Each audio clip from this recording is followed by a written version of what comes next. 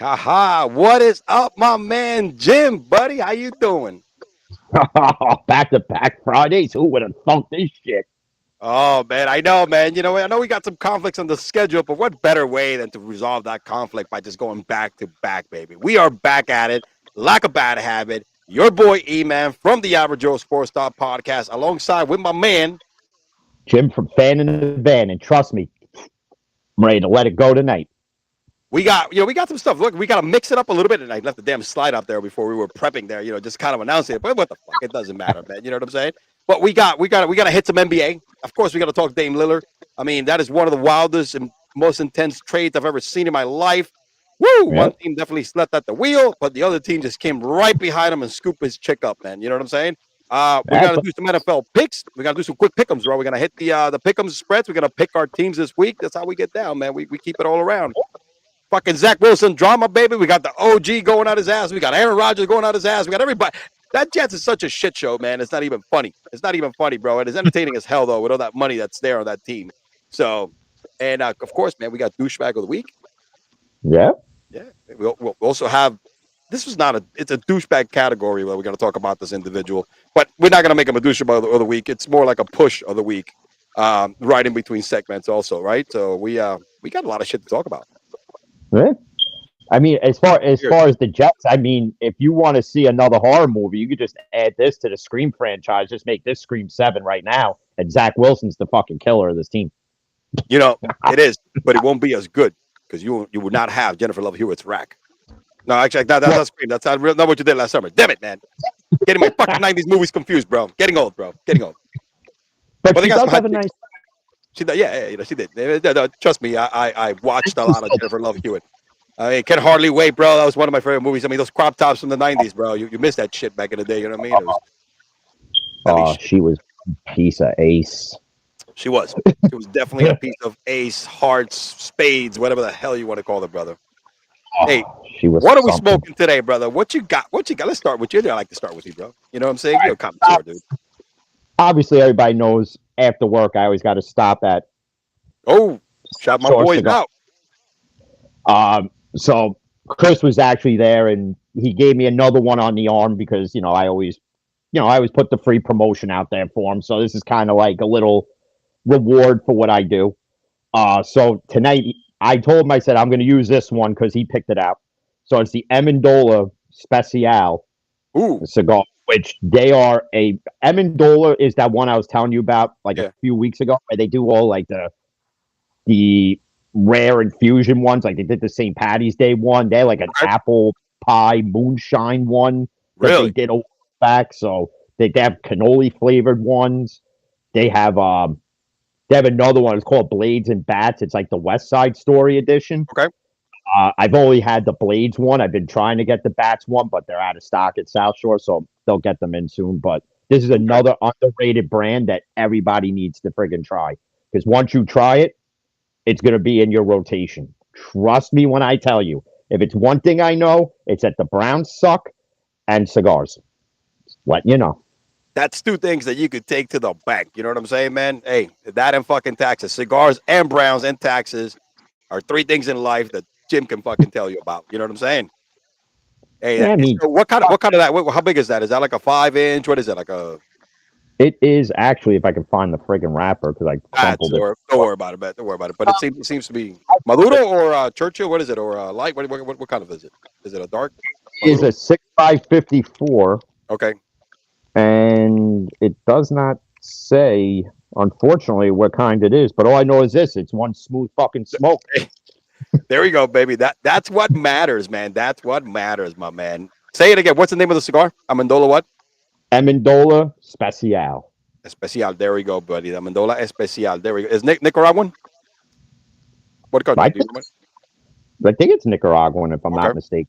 I could be wrong, but I don't have the Cigar Aficionado book in front of me to tell everybody. No, man. I'm sorry about that, man. I usually pull up the website.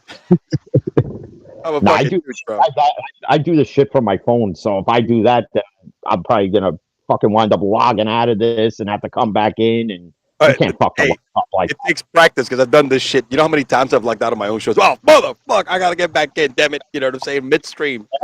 Or better yet, a few weeks ago when you did one and everyone's telling you had no audio and it just sounded like Milli Vanilli. That's right, bro. That's right. That was my fantasy league one, that I do with my boys. Thanks for joining that one too, man. It's that one. If you notice, that's one of my all-time favorite fantasy leagues. I've been playing. That's family and friends, dude. It's a $200 buy-in, 1,200 to win first place. We also got top scorer of the week, Yeah. $100 division. The 125. It's a lot of cool stuff, man. Toilet bowl winner, and it's cool. I took a break from it for a few years because I had stuff going on, but then I came back 3 years back ago, and it's been great, man. I was one of the ones that started, so. Thanks for joining on that and showing. But they have a fucking blast with your comments. You know what I mean? So Especially cricket. yeah, cricket joked the hell out, man, on Tuesday with our the stream I do with them. When you fucking put that up, I told them, listen, you haven't watched anybody, not just people that I work with and stuff like that. You haven't watched these. Just the whole fucking stream is fucking material, baby. It's gold. But the douchebag of the week, that Jim brings the energy every freaking week, man. It is nice, man. It is something out there, man. And listen, it's not for the faint of heart, for the faint of ear. No. Okay, let me summarize. It's not for pussies. Okay, it's not really for pussies. If you're a pussy, as much as I want your views, don't watch it. But if you're not and you have a sense of humor, watch it. Watch tonight's, because this one, I think this one is going to get a lot of backlash because of who it is and how popular they are, but I don't give a flying fuck. That's all I'm going to do. And don't listen. I don't let my kid listen to me. Okay. Me neither. My kids are too young.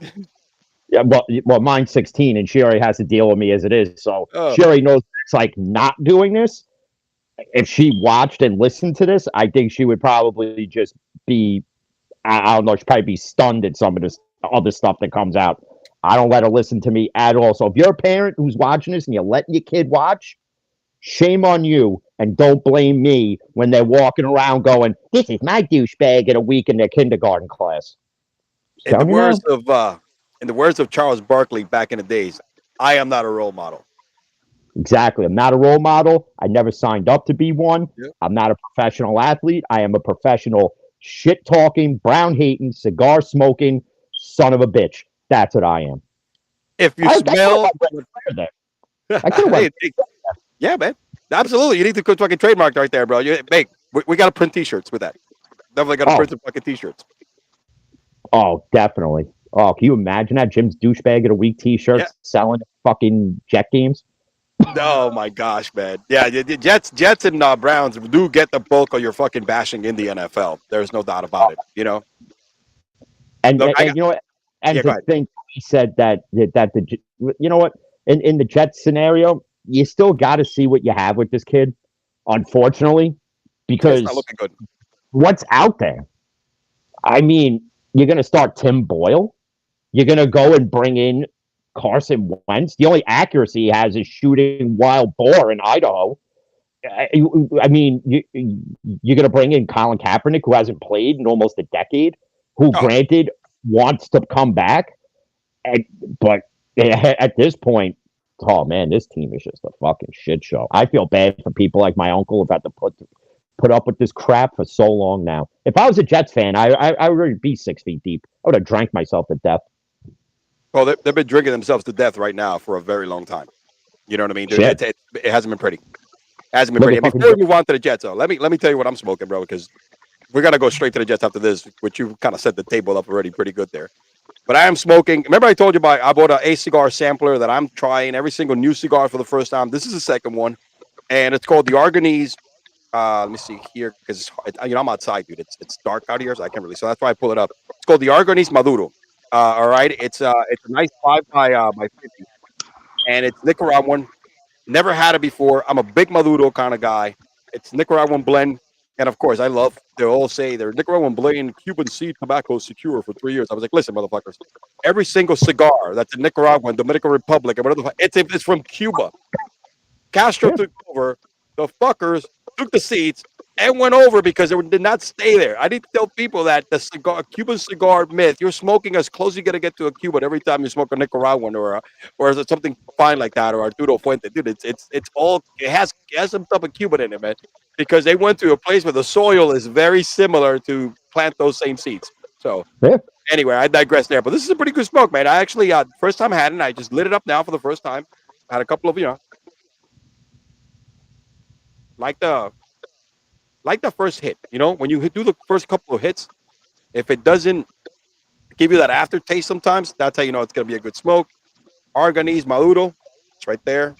Nice little, something small. Usually I keep it real. I'm not hardcore as Jim, bro. Jim is the real G, baby. I just come along for the fucking ride when it comes to the stogies, baby. Yeah, I like lunatics. What can I say? I'm telling you, man. I told you the story about that one lunatic. That's crazy, bro. It took me 3 hours, but I fucking Yeah. the biggest one. I actually found the video because I show my my dispatcher at work. I show him like all the old YouTube videos that I did, and I found the one where the lunatic actually makes its debut. I was like, holy Really, shit! I wish it still made that fucking size. That thing was it was insane, oh. and it's insane. You have to be a lunatic to smoke Yeah, it. So it's a once in a you lifetime for me, dude. you literally have to show a card that you're like a certified fucking lunatic to smoke. Yeah, I remember where they gave it to me, man. I waited. It was a day that my kids were in here, wives were in here because I can't, and they were away. But while visiting my in-laws, it was one of those few rare occasions that I had the weekend to myself, and I did that. It was on a Friday, man. I snapped a picture at the time, texted to my boy who got it for me, and I was like, "Start," and I'm gonna text you the end of it, And I kid you not, it was like 8:10, bro, and it was 11:30 when I snapped like the end of it, and there goes a fucking bottle of wine later too. Because I said to myself, if I do scotch with this, I'm gonna drink the same amount of a bottle of wine, and scotch wise, I'm gonna be fucked up, and I'm really gonna regret it the next day. So that's why I said, let me hit wine, and a bottle of wine. Even though I don't drink as much as I used to, a bottle of wine is a lot less of a fucking nightmare the next day than it is a bottle of scotch. Like I used to fucking drink when I used to smoke cigars by my damn self when I used to get happy. Oh man, so the good old days of hanging out on my balcony, bro, in Miami Lakes, hanging out, being the only guy out there, people looking at me as they're walking to their apartments. I'm like, yeah, what's up, man? I mean, there was no iPads. I got my laptop out there listening to music. That's your boy. Your boy was vibing back then, man. The early 2000s to the mid 2000s and shit. Shit. Oh man. In the late 90s, we were drinking old English 40s with a friggin' boombox outside listening to and fucking Gravediggers. Hell yeah, man. Yeah, man. And listen to dude OEs, bro. Oh my gosh. That's Oh. OEs and Colts 45s. Remember, dude, I grew up in East New York. You had the bodegas in the corner, man. Every other corner you could get, and that guy knew you. So you were like 15 and hey, what's up, man? Oh, you so and so son. Yeah, can I get a 40? Yeah, no problem.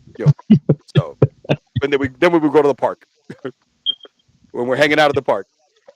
That was the only way to do it then. Passing that fucking piss water around. It's like oh man, talking about piss water, Jim. And you know what? Let's start with the Jets. That was gonna be my second topic. I mean, look, what kind of shit show is going on in New York, my friend? What kind of shit show is going on in New York? You got to tell me since you're over there. You're getting first dibs over here. I got all Joe Namath is on fire. Aaron Rodgers is on fire. What is up, Jim? Give me your take first and foremost, being a local New Yorker, brother. Well, pretty much Robert Saleh is losing the team minute by minute. That he's in essence dubbed now a Wilson apologist, where it's like every week you're going to trot this kid out. And granted, he's really the only option you got. So do you really blame Robert Saleh in this? No.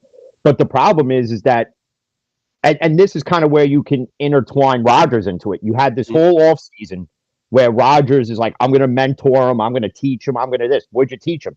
How to run, how to throw balls out of bounds, to the point where you have Garrett Wilson arguing with him on the sideline. He's like, I'm the better Wilson of the two, and you should change your fucking last name. You just have all sorts of turmoil in Jetland. It's literally, for lack of better terms, it's fucking crash landing over there. That jet's just going down with no gas left, engines blown, and the fucking Robert Saleh being the pilot doesn't have a clue what to do with it. He really doesn't. And I'm sorry, go ahead. And the only option you really have, and it would only make sense because you would get him as a rental anyway. You want to salvage the season. You call a certain team in Minnesota that's 0-3, and you get Kirk Cousins. Oh, that's a huge upgrade.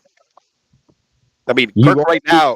You get an established quarterback who can help salvage this team that can give you somewhat of a winning record and maybe get you into a wild card round. And then you will get Rodgers back next year. So, I mean, it doesn't hurt to even investigate it instead of trotting Zach Wilson out there, in essence, to almost die every week when he's taking hit after hit, throwing horrible passes, just making the worst decisions ever. I mean, you're going up against the Patriots, which is, even without Brady, they've always had a top 10 defense. Yep. And they still have one. They were getting to Wilson all day. It's like this offensive line just gave up and said, fuck it, let this kid eat the fucking turf. You know, the Kirk Cousins thing is popping up more and more. First of all, I don't think Minnesota's going to get rid of him. Too much vested. Maybe, I don't know. It depends on what's going to happen. They just traded for Cam Akers. They think they can still, that division is not that, they think they can still kind of salvage that season. But they have the offense for it. It's the defense that they fucking struggling with. Kirk right now, offensively, dude, he is like leading the league in passing yards, leading the league in touchdowns. I mean, this is what he does. He's offensively, Kirk has never been the problem, right? It's just, he's just a guy, a really good quarterback, chokes under pressure, but he's a really good quarterback. Yeah, he's better than, he's definitely 1,000 times an upgrade over Zach Wilson and a bunch of other quarterbacks, right? But to your point, where Robert Saleh is losing this team, it comes even more and more into fruition, right?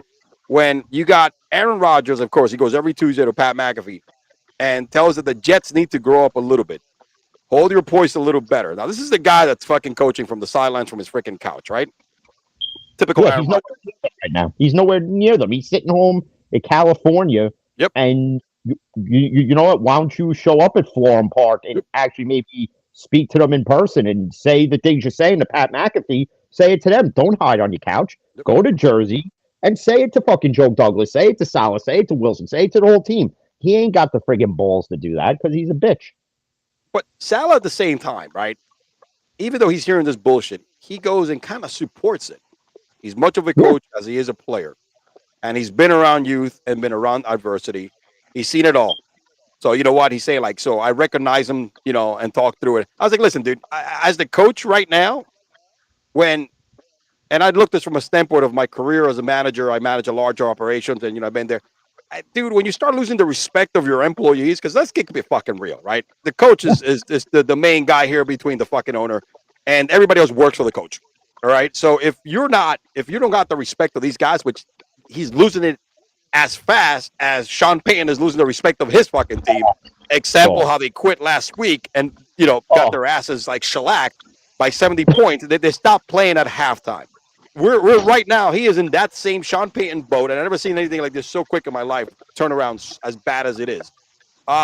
So when you have that already, and I get it, Aaron is the guy but fuck it, dude, you still got to he's not going to play this year. He said that he will. He's not going to play this year.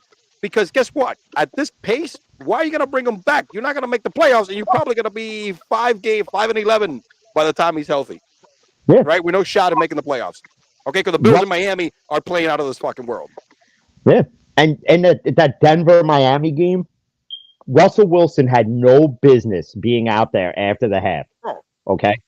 That was Sean Payton, in essence, saying, I don't give a fuck about you because you're not going to be the quarterback after this year because they're going to want, at this point, Denver might as well just tank, rebuild, get Khalid Williams or get Drake May, because you still don't know if Khalid Williams is going to come out. It depends on the situation that works best for him. And his dad's in his ear telling him that. So, I mean, 70 points. I'll give Mike McDaniel credit, even though he's a fucking oddball as a coach. Yeah, no, he's a space cadet, man. He's so friggin' weird. He's almost like a younger Adam Gase, where like he's just awkward in an interview. But I'll give him credit because they could have broke the all-time scoring record in a game. And he just decided to take a knee, which me personally, if I was the coach, I would have said, fuck it. Yep. Let's embarrass him even more. Let's run the score up even more. Fuck it. I don't give a shit. I would have. I mean, and look, about Adam Gase, because I see a lot of him down here. The guy's a freaking space cadet. He's weird. But, dude, he's a brilliant offensive fucking mind. I mean, some of the schemes, what he's doing. Look, the guy's not stupid. First and foremost, that's the reason why they hired him, right? That's the reason why I got rid of that fucking oh my God, what's his name? Fucking the guy. Oh shit, I can't remember. Flores, whatever, right? They got rid of Flores, right? That's why they got rid of him. They brought him on because what he does with his offense, he is taking what a good coach does. He's taking the skill set of Tua and has surrounded him with players that kind of help that skill set overachieve. All right, Tua's skill set is quick release, accurate as hell, tight little ball. Hits guys in stride. There's nobody other, and that's what he did in Alabama. There's nobody better than Tua. And I'm going to draft Jalen Waddle. I'm going to bring Tua the fastest guy. He's using the Mike Shanahan spread, right, offense. Fucking load him up with running backs, all right? Because remember, if Jeff Wilson was healthy, he'll be getting Burns in there too. He would use all three running backs with a bunch of schemes, right? So far this year, the offensive line, which was the biggest problem last year, nobody has touched freaking Tua. So as he has put a team together that we're going to win now. We're going to win with this quarterback as long as he's healthy, and we got to try to protect him. That's what he does. So to me, mad respect to the kid. He's weird as shit, dude, because he was out there taking selfies and shit, coaching from the stand. That was hilarious. He's out there in the stands, bro, with fans running plays. You know, so but right now the dude is cloud nine, and you got to give him credit. Robert Saleh right now, great, brilliant, another 49er spring right there, right? You know, McDaniels, him. Dude, what's his name? The coach right now from in Houston, D'Amico Ryans. Dude, they're all. You notice he's like the new age Belichick, man. Good coaches or Bill Parcells just come out of this guy's camp. You know what I mean? So again, Saleh right now is the opposite. I know he doesn't have the quarterback, but he's losing this team so quick. It's not even funny. All right. The saddest part is that they have the talent. I mean, you have Breece Hall, who's a good running back. You have Garrett Wilson, who, you know, offensive rookie of the year, put up what? Dalvin Cook. Like 1,200. To me, Dalvin Cook was a horrible signing. They should have. You know what it is? Like I said it to somebody, I forget who it was, and like, well, you have to realize, he had no OTAs, he had no this, he had no that. I was like, yeah, well, that was his choice for taking forever to sign with a friggin' team to get that conditioning in. Whose fault is that? It's not the Jets' fault for that. That's his fault. That's why he sucks. He can't do nothing offensively. Here's the thing. His value comes the way that he was used in Minnesota. Unfortunately, it's fucking Nathaniel Hackett. Okay, it's a fucking hack job because he was brought in there so Aaron can run whatever the hell play he wants. Now that Aaron is hurt, it's a shitty shit show offensively as it was in Denver. Okay, well, the only difference is that he's not calling the damn plays and time management and all that kind of bullshit. You know what I mean? It's Robert Saleh. It's got to fall on Robert Saleh, who I like as a coach. I like as a motivator, right? It's a good dude. But, dude, he's losing his teams. He's losing that team, especially when the OG calls your ass out, baby. All right? Especially when he calls you out. I mean, did you see some of these fucking... He went on a Twitter rampage, bro. I mean, on Sunday. Yeah, it's up there on the screen, but let me just share the first one, right? This is one of my favorites. I'm starting to wonder if Zach Wilson's playing like he's being coached. He's making choices that are not intuitive to the quarterback position. Wrong direction, Zach. Step up in the pocket. I mean, he is telling this kid to do like basic quarterback shit. You know what I mean? And Joe Namath tweeting that was probably friggin' coked up and alcohol fueled, and Mark Gastineau was probably next to him like, yeah, give it to him, Joe, give it to him. Oh, man, he was probably high on Percocet, too, man. I mean, this is what I love. My other one is like, why would Zach just go down when he could spun out of there and maybe found a receiver? But sometimes, geez, you know. See, the Jet problem is, like, going back to Dalvin Cook, they did this once before, and they did this with Le'Veon Bell. Yeah, that's true. They brought in the big name who was great with another team, and then couldn't find it here. And the issue with Bell is the same issue right now with Dalvin Cook. Your O-line sucks. It can't create spacing that you need. See, Breece Hall is one of those. He's like a north-south guy.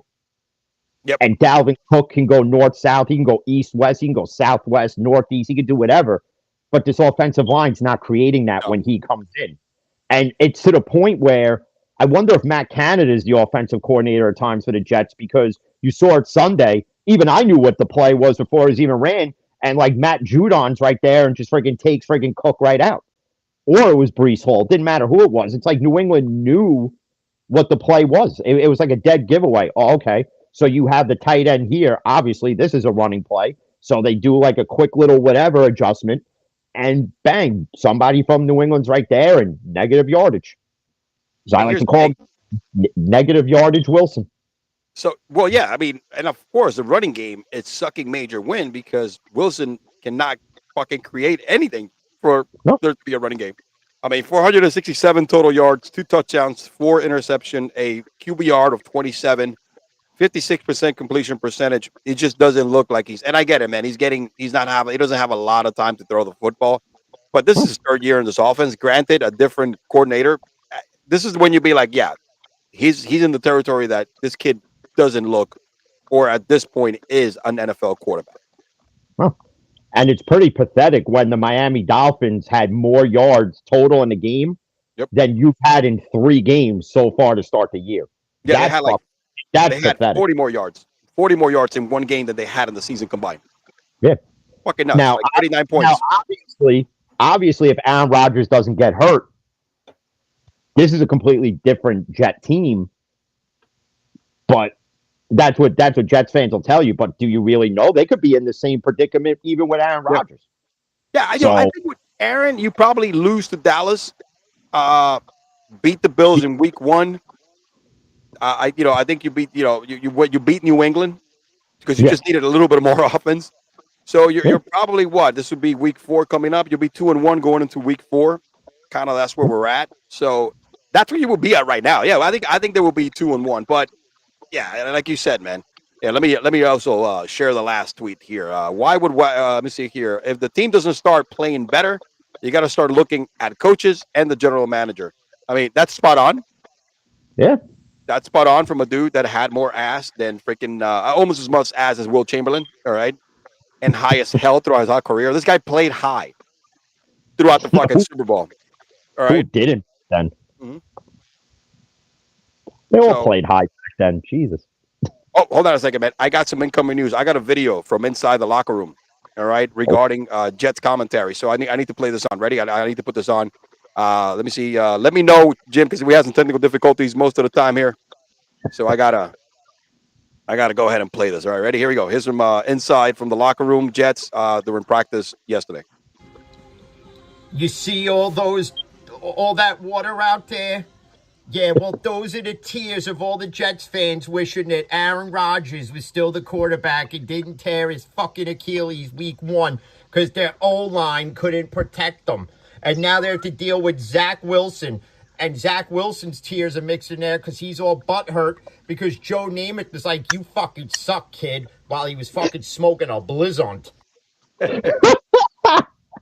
Yep.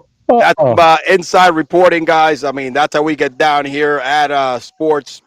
All right, Cigars and Sports. We keep it fucking G100. All right, you know what I'm saying? So, hey, man, listen, they're in deep shit. I had to go deep into the locker room for that one. Yeah. I mean, that's some hard hitting stuff, bro. Emmy nomination shit. I'm telling you, bro. This is some good shit. That's why we have you up in New York. I'm not an actor, so I'm not on strike, so I could appear in anything. Absolutely, man. Hit us up. Hit us up, NFL. Some hard-hitting content, my friends. Oh, man. Look, let's jump from talking about shitty quarterbacks, right?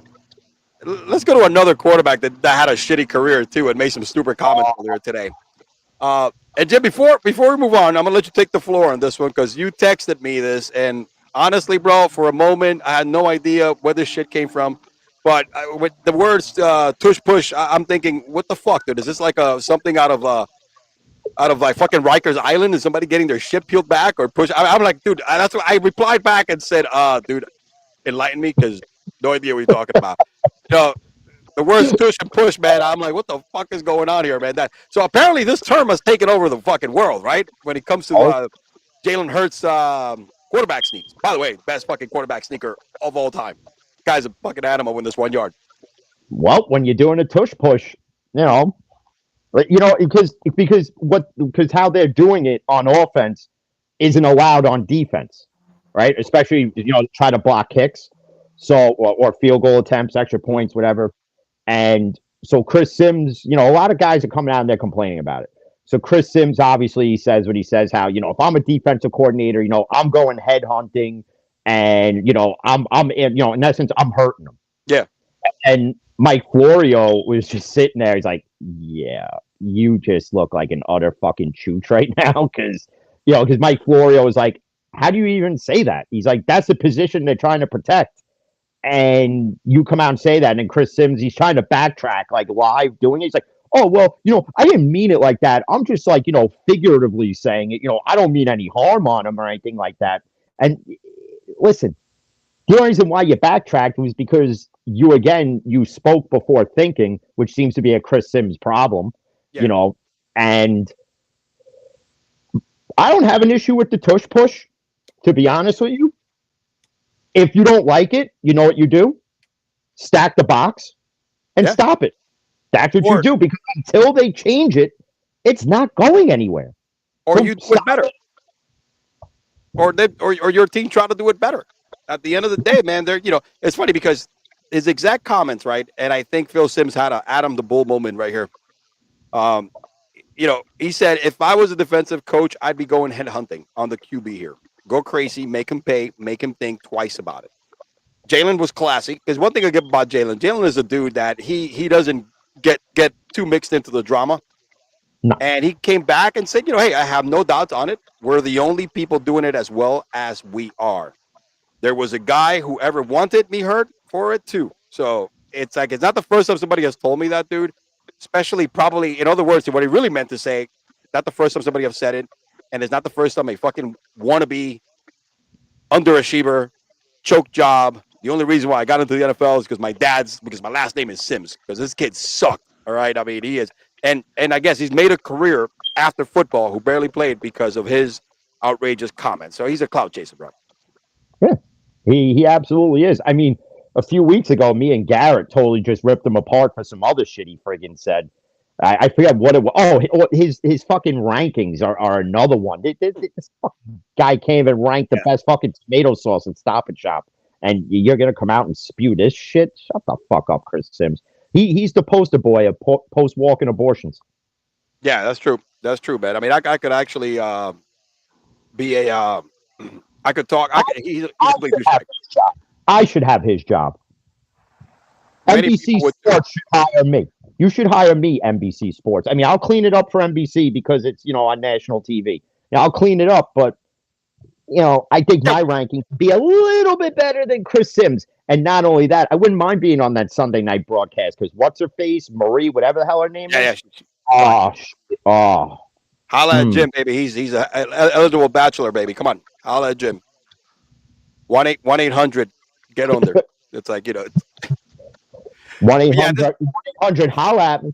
Yeah, he's always likes to do this kind of bullshit. I think it's mainly clout chasing because everybody knows that's what he does, and it's all an act, dude. This guy is a complete actor.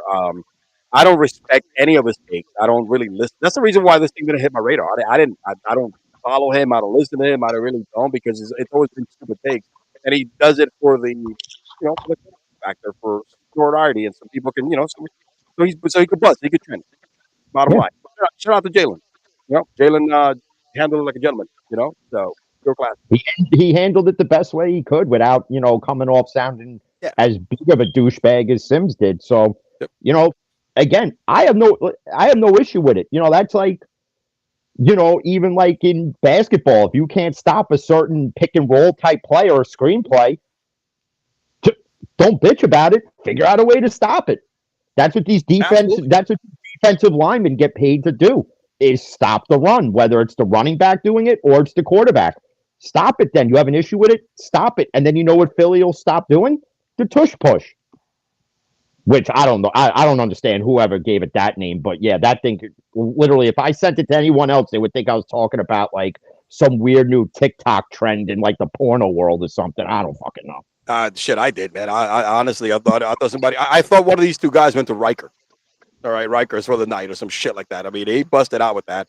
But look, it's unbelievable though. One thing about this offense, have you noticed, right? If Jalen Hurts, right? If you have any of the two running backs, he gets so many goal line fucking rushing touchdowns when they're like at the one, because you can't stop it. Look, he's big. He's a large frame, strong. And then you got look at Brown. That's a big motherfucker back there pushing you through your ass, bro. You know what I'm saying? And you're pushing you through. That's a lot of meat on top of meat, bro. This is like a fucking double burger going out up in there, bro. This is like a huge fucking double whopper. Getting like ram in there, bro. And then you can't look at it. You stack in the box and you can't look how big that lineman is. But when you got these two dudes in there and those big ass motherfuckers, it's one of those things that they get the first down, I think like 70% of the time. It's ridiculous until you can't stop it. And if you can't stop it, might as well join them and make it better for your own when you're in the same position. Yeah. I mean, again, until you stop it, they're going to keep doing it. And the fact that they're 70% conversion rate on it tells you one thing. Insane. Your defensive line sucks. Yep, absolutely.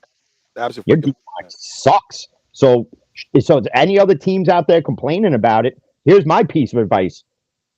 Stop it. Stop them. That's it. Play and stay. Stop it then. Just stop it. Stop being a little bitch. Yeah, don't cry about it. Jesus Christ, the fucking little Giants could have stopped it with friggin' Icebox. That's Icebox. Remember that? Damn, bro. You going back with Icebox, bro. Now that's a real G right there. Fucking Icebox. Yeah. Yeah, friggin' maybe Danny O'Shea needs to talk to the real Dallas Cowboys. Oh yeah, that Al Bundy, bro. Well, no, that was Kevin O'Shea. That was the successful brother. Danny O'Shea was a little dorky kid who always got picked last or not. That's true. Yeah, I remember Bundy as being the O'Shea that I can remember. That's why. Oh man, fucking classic, man. But now that we talk about that, bro, talk about Al Bundy, man, and we're gonna we freestyle the shit out of this show. To me, my man, what a Married with Children, right? That was a show that was so ahead of its time. And unfortunately, dude, this day it will get brutalized to no end for no fucking particular reason, because it was that damn funny and it just pushed the limits, man. Gosh, I watched that shit after A Living Color growing up as a kid, bro. You talk about getting offended, dude. Nobody got offended back then. And that show was the best, man. I mean, Al Bundy and the kids and, Peg. I mean, unreal, man. That was such a great show. And the one thing people don't realize, the creators of the show were actually huge fans of professional wrestling. That if you notice, the Bundy family is named after King Kong Bundy. Oh, I didn't know that. And the Rhodes, who were the next door neighbors, are after Dusty and all them. Dusty Rhodes. That's how they came up with. That's how they came up with the last names for the Bundys, and that's how they came up with the last name for the neighbors. With Marcy, that flat-chested chicken hair having bitch, I couldn't stand her in the show. Me neither. She was the original Karen before there were Karens. That's true. But she made that damn show work though, man. Because they picked the perfect person though to be that Karen back then. And then not only that, but then they get rid of Steve, right? The original husband. And then they had the other guy. Oh, fucking Jeff McKinney plays him. But I forget his name in it. But he was friggin' hilarious. He was one, guy. Wasn't he in the Love Boat before that, or after? I think so. I think so. Because he played the Twins manager in Major League 3. I don't know if anybody ever saw that movie. Yeah. Oh, that was a Back shit. To the Minors. The Back to the Minors one. Yeah. I think they made that movie just to like, you know what? It just needs a trilogy. And it just didn't live up to any of the first two. Well, it would have been better if you brought in Charlie Sheen to friggin' be in the movie, all drugged out, drinking tiger blood, doing coke. They couldn't afford him for the part 3, man. I mean, they brought Serrano back and everybody else, and everybody from part 2, but they couldn't afford him, man. So, oh shit, man, that's pretty awesome, bro. Yeah, but again, listen, we didn't make Chris Sims a douchebag of the week because. We got bigger douchebags to crown this week. But, however, close second. He could be Chooch of the week. He could be Chooch of the week or the Mama Luke of the week, one of the two, because he's complete. He's a complete fucking idiot. This is what he is. If we added him in Real and Fugazi last Friday, he would have been in Fugazi category. He's definitely, if we would say, is Phil Sims for real or Fugazi when it comes to his sports analysis? Fucking absolutely Fugazi. And the sad part is that if he was in Rikers, he'd be somebody's new bitch in less than 3.5 seconds. the tush push will be Ooh. freaking exercise on him, not the Oh, other way around. he'd be dealing with some gas pumps up in there. That's for Yep, sure. my dude over here will be in cell block 69. You know what I mean? So, He'll be in cell block D, taking all of it. all of it, bro. D train going to downtown. Hey, Oh. talking about trains. Before we move on, guys, check out my sponsors, Bet US, with the game begins. Let me click a quick video here so you can hear from my sponsors. Check out the link in the descriptions for Bet US, where you get 125% signing bonus, the largest signing bonus in the game, baby. And here we go. I've been to 56 straight home games. I've tailgated 61 times. I've been to 31 practices. I've collected 17 autographs. I've had 27 beers spilt on me. Make that 28. I've got one sports book. I've got one sports book. I've got one sports book. BetUS.com. Sign up at BetUS and get a massive 125% bonus. Oh man, so y'all listen, we got off to a hot start here. Really got started. We really threw some hot liners. Now let's shift gears a little bit, man. And we had probably one of the biggest trades I've ever seen in the NBA happen this past week. Dame Lillard is landed to the Bucks. Oh shit, man! Come on, motherfucker! Damn it, that was not quick enough. Dame Lillard was traded to the Bucks this past week. Everybody, again, remember the whole noise this whole offseason was he's going to land with the Heat. It's not if he's going to land with the Heat, but a matter of when and for what. It didn't happen. It did not happen. I think they were asking way too much, and the Godfather, Pat Riley, said no. Some of the rumors was that the Heat were asking. The Blazers were asking for actual Jimmy buckets, and I don't think they did not want to get their best player. They would definitely want to part ways with the hero, but it didn't work out.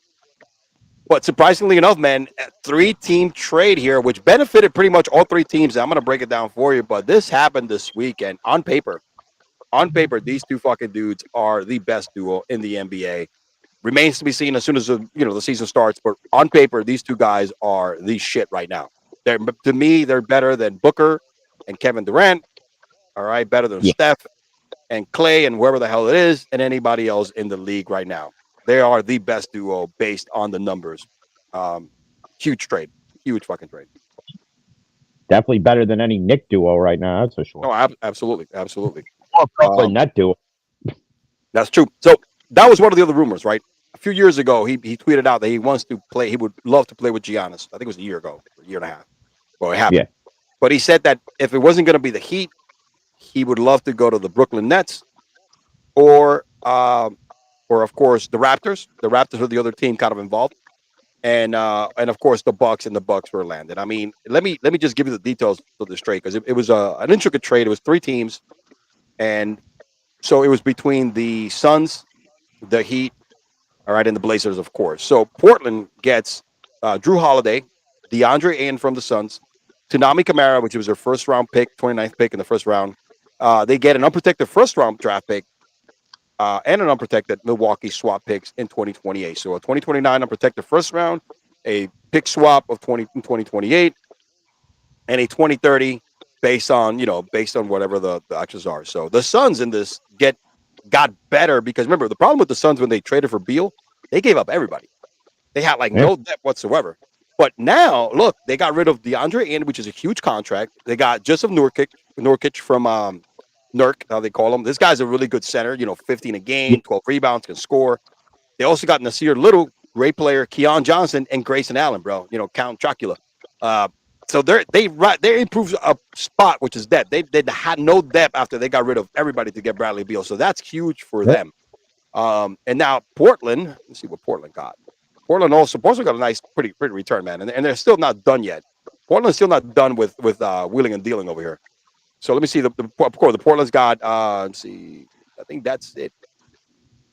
Yeah, that was pretty much it. Portland, I mentioned Portland earlier. So, dude, that's a lot to give up for one player, but I think it's a high risk, high reward kind of deal.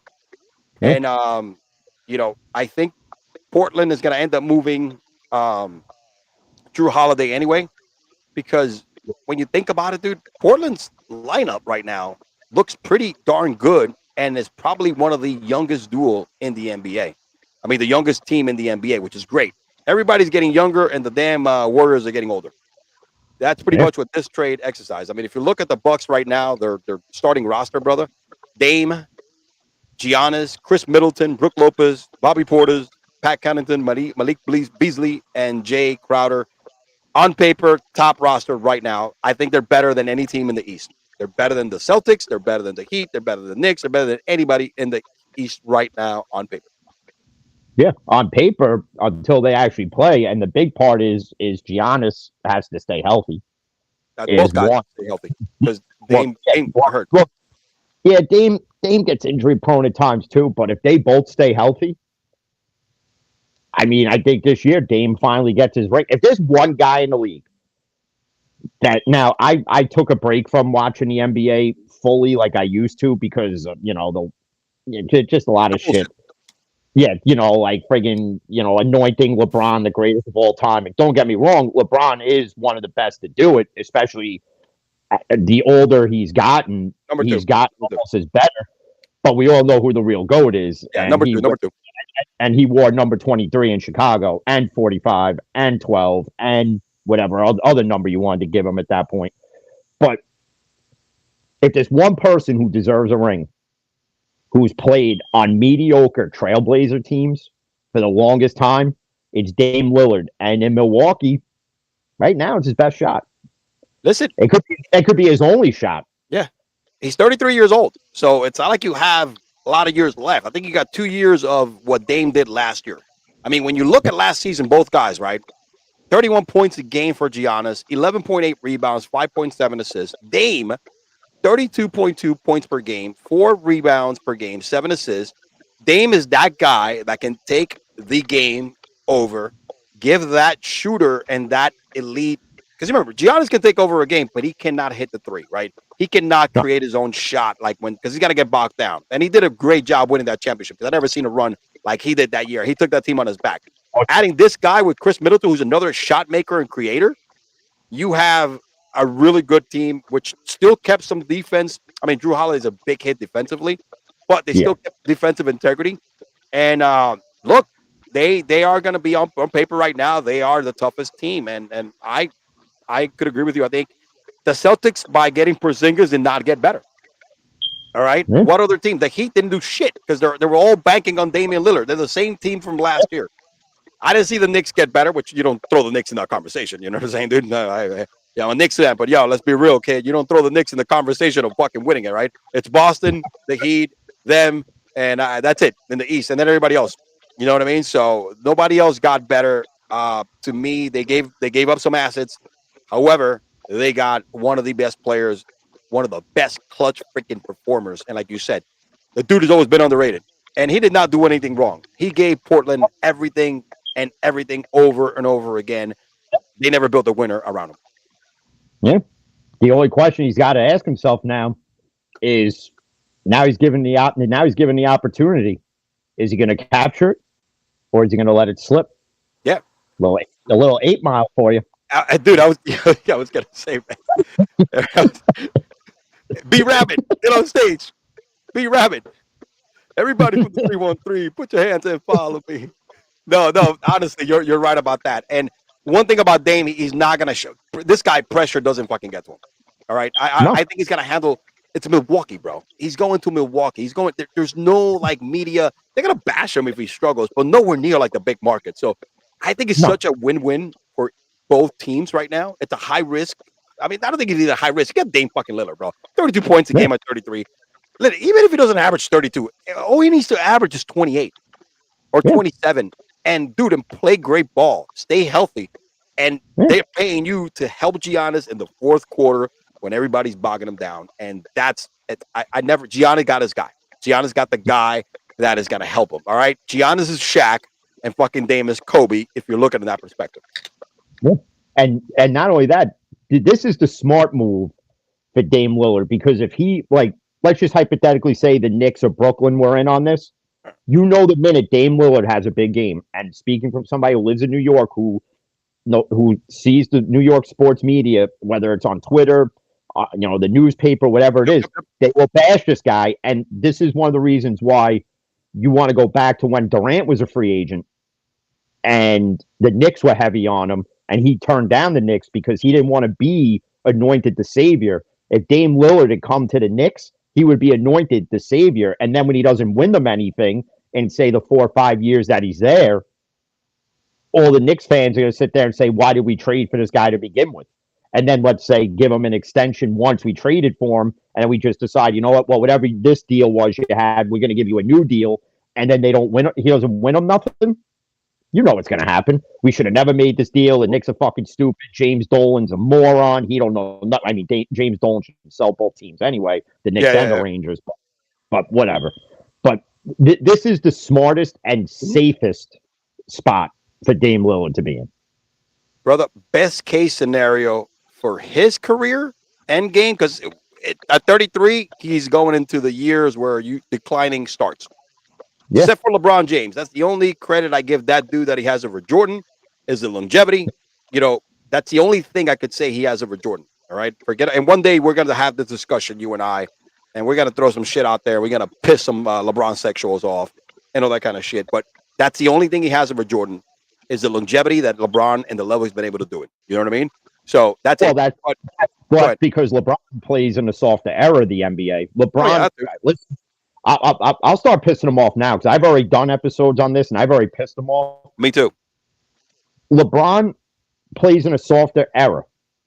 He would not, and I repeat, would not survive the 90s bad boy Pistons, the 90s Celtics teams, any of those teams that played rough, rugged, and raw, like a fucking Old Dirty Bastard album.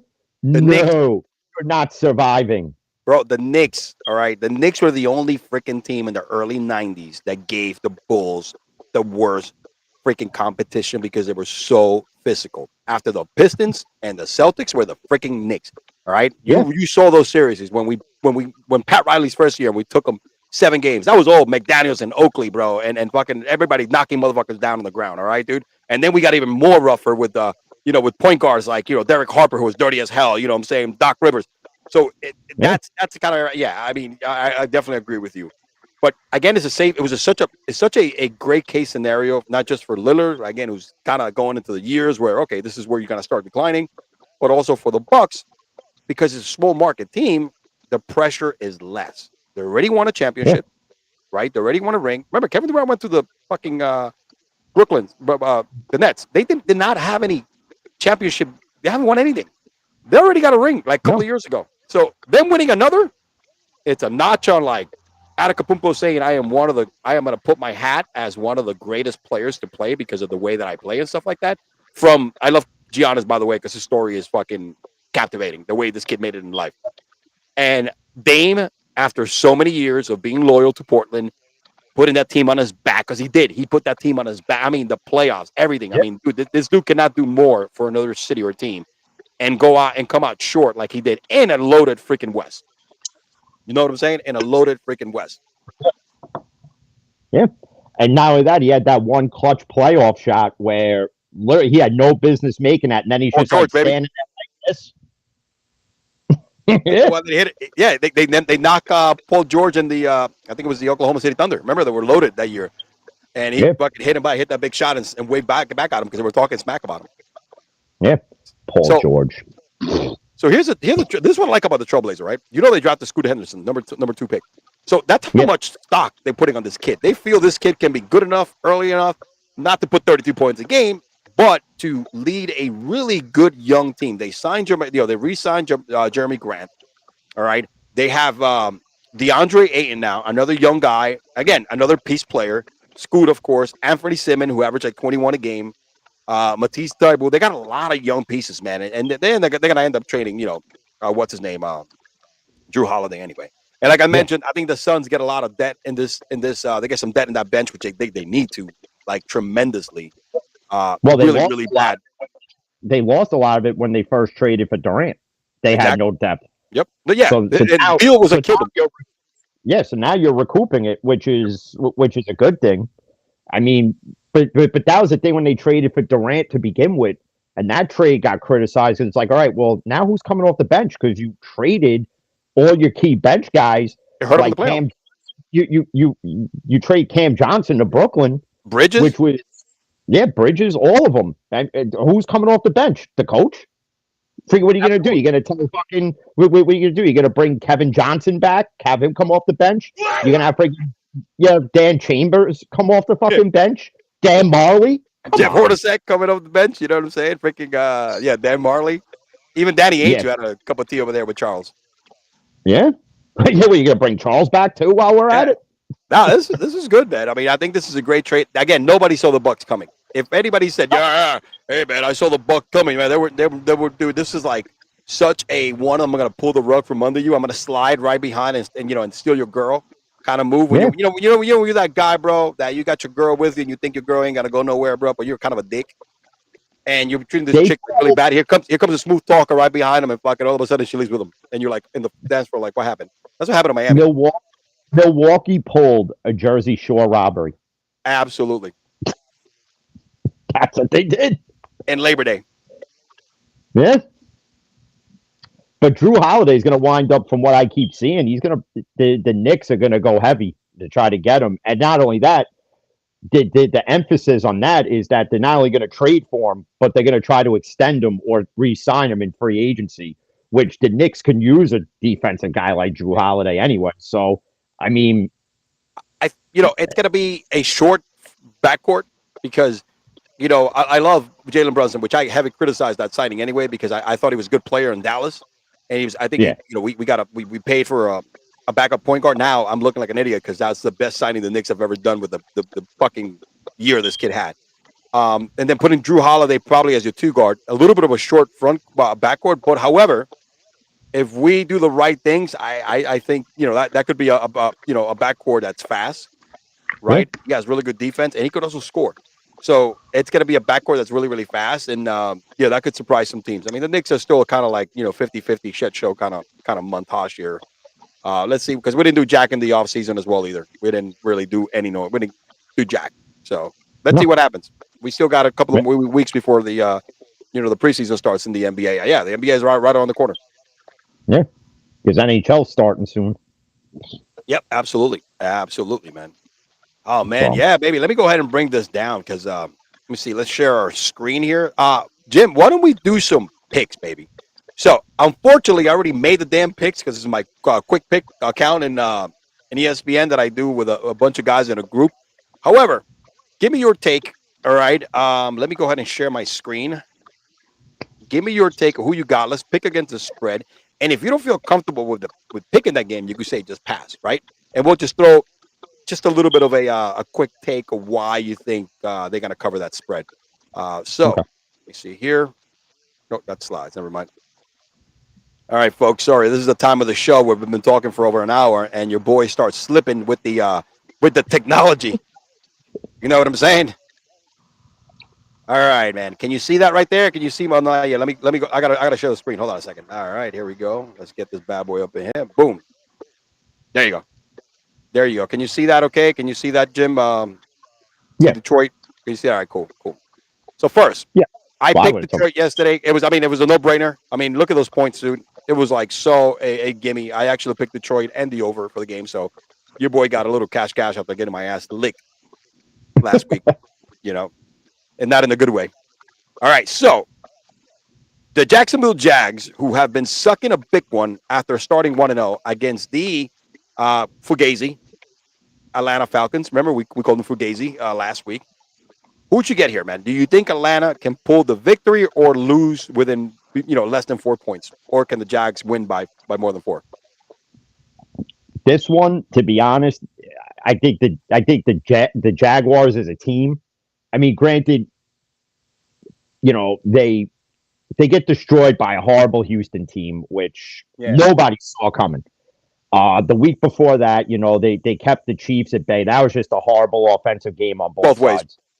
But this one, I think you see a Jaguars team that's just going to come out pissed off, and they're usually successful playing in London because that's where this game is, I believe. The stupidest part about this is that it's Toy Story themed. Not for nothing. I heard about that. So what? You're gonna have Trevor Lawrence out there animated as fucking Woody the Sheriff? I don't need it. Just play the fucking game, please. Okay, I understand the NFL is trying to appease to the younger kids and make it fun for them. I get it, but as somebody who really doesn't give a shit, I'm not a fucking kid. I don't need to see players animated as fucking Buzz Lightyear walking around going, "This interception to infinity and beyond." I don't need that shit. But I think the Jaguars could win and cover. Yeah, me too. I think they should come up pissed off. Trevor Lawrence needs to have a good fucking game because he's been stinking it up after giving the damn keys to the Ferrari.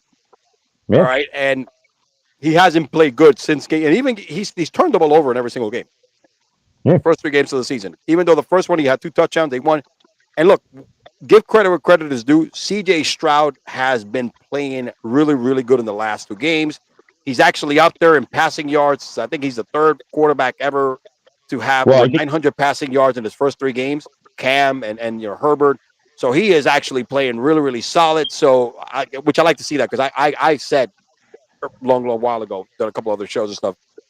I called CJ Stroud the better QB when you compared him being the number 2 pick and Bryce Young being the number 1. I mean, the kid looks the part. So yeah, far. Right now, yeah, because Carolina can't protect Bryce Young for shit. I mean, I don't even think they could stop him from getting robbed from 3-year-olds with super soakers. But no, I don't think so. Yeah, you're right. He probably can't stop him getting robbed with fucking old people with canes. You know what I mean? It's like walking in a cane. That's how bad it is. But I don't think he's as good as. I mean, to me, CJ checks all the boxes. Big guy, right? Can take a hit. Great pocket movement. Has a really good arm. He looks like a fucking quarterback. When you see Bryce Young, as bad as that O-line is, he looks like Zach Wilson running around for his life. You know what I mean? I mean, not as bad as Zach. I mean, he looks a little more. He's had some better games, but it's just that's what I see. That's pretty much what I see. So I'm with you. I got them 3.5. I'm actually gonna be one of the games I'm gonna bet. I haven't done the over on there yet. Next game. This is the game of the week to me, my friend. This is the one that everybody's gonna freaking watch. All right, Bills 2.5. And actually, the Dolphins, man, no respect for the Dolphins. They are the plus money. They're going to Buffalo. This is the true test right here, the first true test for the Dolphins. Who do you see winning this game, and do you think you're going to stay within the spread? First off, the NFL should flex this to the Sunday night game. We should not have to watch. We should not have to watch the Chiefs destroy the friggin' Jets. That's one. Yep. Because it'll probably be a blowout, like 40-0 by halftime, and I'll be able to go to sleep early, which would fucking be great. And I got to take Miami covering. Okay. I think they got to be heavily betted. Hamlin's playing because Jordan Poirier is out. Okay. So that's one. Hamlin, I mean, he was decent in preseason, but again, it's preseason. You're moving at 1 speed. Now you're playing at full speed. And there's going to be a lot of worrying if Hamlin takes a hit. That's another thing that I take out of it. And I just think right now Miami is just too good to not win this game. They I mean, yeah, you're going to Buffalo, but Josh Allen, okay, you beat a fake Commander team who got brought back down to reality. You beat the Raiders, but I mean, hey, the Steelers beat the Raiders too. So, yeah. And Miami, I mean, they're not going to put 70 up on the Bills. No, absolutely not. That defense is much better, and the combination of the offense. It'll be a close game, but I got to take Miami, and I would take the spread in it. So I'm going to go with the Bills, and I'm going to tell you why. They're playing in Buffalo, not in Miami. Advantage Miami. Remember that game last year? The Bills were up, and Miami made that historic comeback. But they were fucking gassed because Miami has an advantage over most teams, especially earlier in the season. When you come down here to Hard Rock Stadium, bro, you notice how the shade is in the Miami side. And when you're in the visitor side, bro, the sun is beating like there's no tomorrow, bro. The humidity, it does affect you. It does affect you big time. But I think the Buffalo Bills have seen enough of what Miami can offer.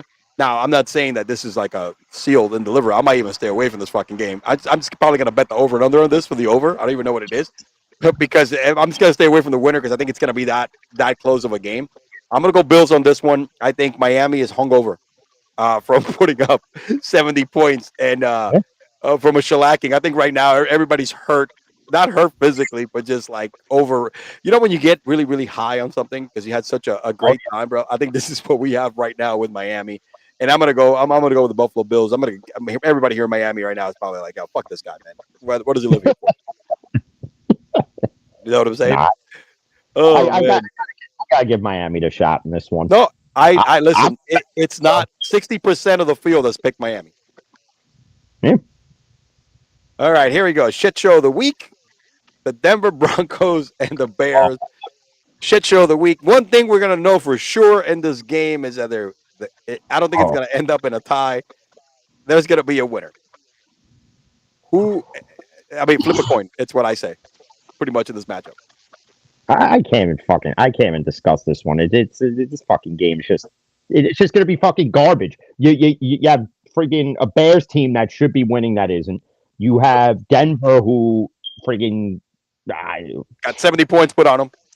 Yeah, I mean, dude, Miami scored more. Scored on Denver like fucking Debbie Does Dallas got scored on a fucking porn shoot. All right, I mean this past weekend it was insane. Friggin' Denver took such a pounding more than fucking Sasha Grey ever did in her fucking porn career. That's sure. That's true. You know, it's a shitty game. It is a shitty game. Most people are gonna stay away from this.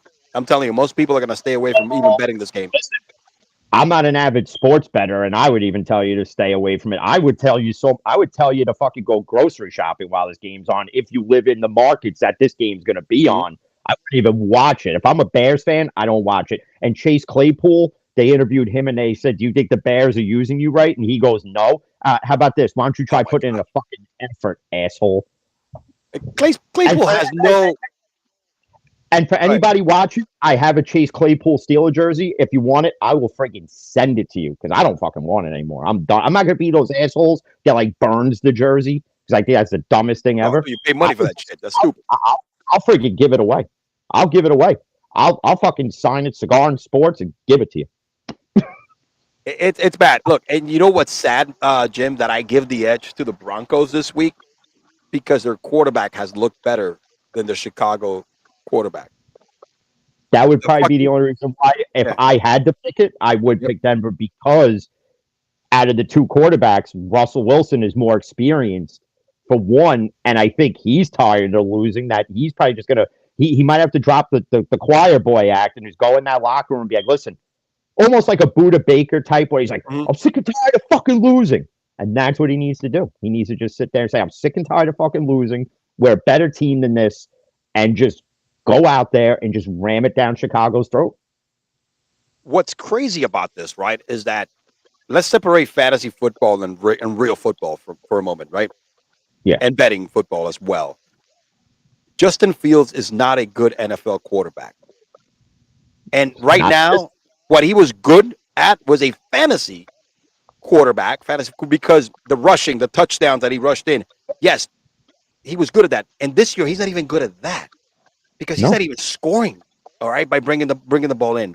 He is just all of a sudden, after 3 years, dude, I've seen enough. You've given this guy tools. You could blame the coaching staff as much as you want. But when you look at this guy stand in the pocket and miss people, that's all I need to see. And I've been seeing the same shit every freaking year. Yeah. And I think, honestly, he needs, like how Baker needed a change of scenery. Honestly, I think if you ship Justin Fields off to, say, I don't know, the Rams, might benefit him a bit better. You know, as a backup, a better head coach in Sean McVay, where he could back up Stafford for another year or two, and then he'll learn the system, and then you could just hand him the keys with whatever weapons they have and say, now it's your show, and now let's see what you can do. And he's got to take that Baker mentality and just let it come to him. If such a thing were to happen where Chicago says, you know what, we're just going to rebuild. You're gone. You're gone. You're gone. Fields, you're going to LA, and we're taking like a fucking 6th-round draft pick for you, because that's what you're playing like at this point, is a 6th-round quarterback. So, you know, honestly, that may not even work because Sean McVay likes his quarterbacks that can actually make a fucking completion. Because even Baker last year took that offense better because like I said, we spoke about Baker last week, and they got their asses kicked by Philly, which we knew that was going to happen. Philly's a really good team, and they're not even playing at 100% at the pace they were playing last year, which is scary. You know what I'm saying? Yeah. Baker at least can control that, hit guys in stride. Fields can't even do that, bro. Fields having a hard time hitting guys in a fucking dump down. All right, so it's tough, man. I think Fields, the experiment has failed, and I was one of those guys that said, "Yeah, give this kid weapons. Don't draft C.J. Stroud. Yeah, you got Fields. I think you can make this work." Blah blah blah blah. Man, was I fucking wrong? They should have drafted C.J. Stroud, bro. Think about this. Swap C.J. with what he's done with that Texans team. Nico Collins has been having a hell of a year. Tank Dale is having a hell of a year, dude. Fucking what's his name? The guy. Shoot, man. What's the guy from? They got another receiver. Their receivers are all catching passes left and right, dude. You know what I mean? He is like, because the running game is non-existent. Peters hasn't gone off yet, and Peters had a great year as a rookie season last year before he got hurt. But switch that, right? And I think you have the Bears at least 2-1 or 1, at least with the game one. They're the same record probably as Houston. So that's why I'm like, holy crap, man, was I wrong? I was really wrong. I didn't think Justin Fields was going to be Lamar Jackson or Jalen Hurts or even Josh Allen, because you're thinking about similar quarterbacks, right? I never thought that was going to happen, but I thought he was going to be serviceable enough that this team was going to be competitive. They haven't been competitive. That's the shit. They haven't been competitive in any single game. He could have been on that like second tier after them, but if you take C.J. Stroud with what he has in Houston, put that in Chicago, I honestly think Chicago is 3-0. Could be. And they're in first place in the NFC North, and not the Detroit Lions, who would be at a close second. Yep. No, maybe 2-1, because I think Kansas City will be a tough out for a young quarterback. But obviously the script will be flipped for real. The script will be completely flipped. Here you go, baby. Your game of the week. Before this weekend, I had the Baltimore Ravens, but who are you going to pick first? Because I know what you're going to say here. Who do you got? Well, Odell ain't playing again. What a surprise. I think he got his period during practice yesterday. Yep. Neither is Bateman. Bateman is going to amount to nothing in the NFL. Yep. A fucking bust. I mean, again, Cleveland's defense, you stopped one of the best running backs in the game. Yep. And Derrick Henry. Mm-hmm. This is I fucking hate both of them. And I had to pick Cleveland last week when we did our picks on Steel and Teals. So, and it hurt me to pick Cleveland. But you know what, though? Watson's shoulder is hurt. But then again, listen, go to Ruby Soho's freaking blast and go spa. You'll be good to go. No, he'll be back, bro. He'll be back. He has the best massage team in the city. Even with Cleveland's defense, how many people can stop Lamar once he scrambles? Yeah. Not many. So I'm going to take the gamble, and I'm going to go with the Ravens. I can see why. I started with the Ravens this week. If Watson plays, I'm gonna go Browns. I'm gonna flip it right now though, because I'm part of this group that every week we go against each other, and the overall record of picks wins. So I'm gonna go with the Browns this time around. I'm not a big Browns guy picker either. But again, I think that defense is not damn good. There's such good defenses in that division, dude. And Baltimore, the way they screwed the pooch last week against the Colts. You know what's funny about that is that, obviously it's pass interference that should be called on Zay Flowers. So like they had the Lamar press conference, like somebody posted on Twitter, and his comment on it was it should have been pass interference. And about 5 comments in, somebody writes, and this is a legitimate statement, not one of those like Twitter trolls out there just talking shit because they want attention. He goes, well, if you didn't take that sack there, you're not in that position to go to overtime. If Justin Tucker makes that long ass field goal that he should have made, because you've seen him make it 9 times out of 10. If you make that, you don't lose to Mullet Mania and the Jonathan Taylor-less friggin' Colts. No, again, there's something to be said about putting yourself in a position where you could hurt yourself, and that's what Baltimore did in this game. Yeah, they shot themselves in the foot. That's the bottom line. Absolutely. One there with you, 100. All right, another shit show here. I don't think we need to discuss much here because the Tennessee Titans offense have looked so fucking pedestrian, as bad as the Bengals. But the Bengals, one thing, they still have the best staff and the best tools. You saw Jamar Chase come back to life this game, and I think you're going to see a lot more in this game. I have a feeling the Bengals just blow the Titans out. Honestly, this game I am picking, regardless of how banged up Joey Money is, because I think the Tennessee Titans can score, man. I mean, it's Ryan Tannehill. Listen, that's a guy, Ryan Tannehill, that the Jets will be able to trade for. You know what I'm saying? Because they have Will Levis waiting and just to like fucking give him the reins. And I don't know how much better Tannehill is than Zach Wilson, but I could honestly tell you that Tannehill, even though as washed up as he is better than Zach Wilson. I honestly, if Tennessee were to do that, I would let Malik Willis start, because that's why you drafted him the year before. Will Levis to me isn't NFL ready, and I think Malik Willis showed promise in the preseason that you got to give this kid a shot, because for Mike Rabel to say the comments he said in the offseason, well, I don't think Malik Willis has got it. Well, do you realize that drafting these quarterbacks, it's not a 2 to 3 month project. It's a 2 to 3 year commitment that you got to give them, and you actually have to give them the shot. And if the Jets were to trade for Tannehill, you upgrade barely, but you have an established NFL quarterback who, in essence, is a game manager. And I think that's right now what the Jets kind of really need. Yeah, I know, absolutely. I think somebody that doesn't make mistakes, because, man, Wilson just fucking makes mistakes, like real obvious, dude. And one thing about Tannehill, just the veteran aspect of it, he's still active, so he's probably better than any veteran that's out there waiting to be picked up from the bar. All right, Matt Ryan. Oh my God, I keep forgetting this guy's name. Carson Wentz. I mean, you're talking about those kind of, even I don't know who else you could mention there, but that's what we're looking at, right? I think I would rather go with Ryan Tannehill. It's not saying much though, than any other guys are just sitting in their couch right now having a beer on Sundays, and they're gonna need like 5 games to get in shape. So I would go with that. And what the Jets also need is a therapist, and there's a great one in Jersey. Her name is Dr. Jennifer Melfi. Hey, my girl, baby. Hey, she handled Tony Soprano quite well, so. I think she needs to make an appearance, brother. Bro. And they'd probably, she's still hot with the gray hair and everything. She is, man. She's great, man. I remember her. What movie was she in, man, that I saw her when she was young? Before The Sopranos, I forget. And I was it just came up. I forget. She was in one of those movies. Goodfellas she was in. She was in a lot of movies. Yeah, but there was one that I was like, oh man, look at her. She was like super young. I'm like, holy crap, that's her, man. That's my girl. Yeah. It's Dr. Melfi. Milf.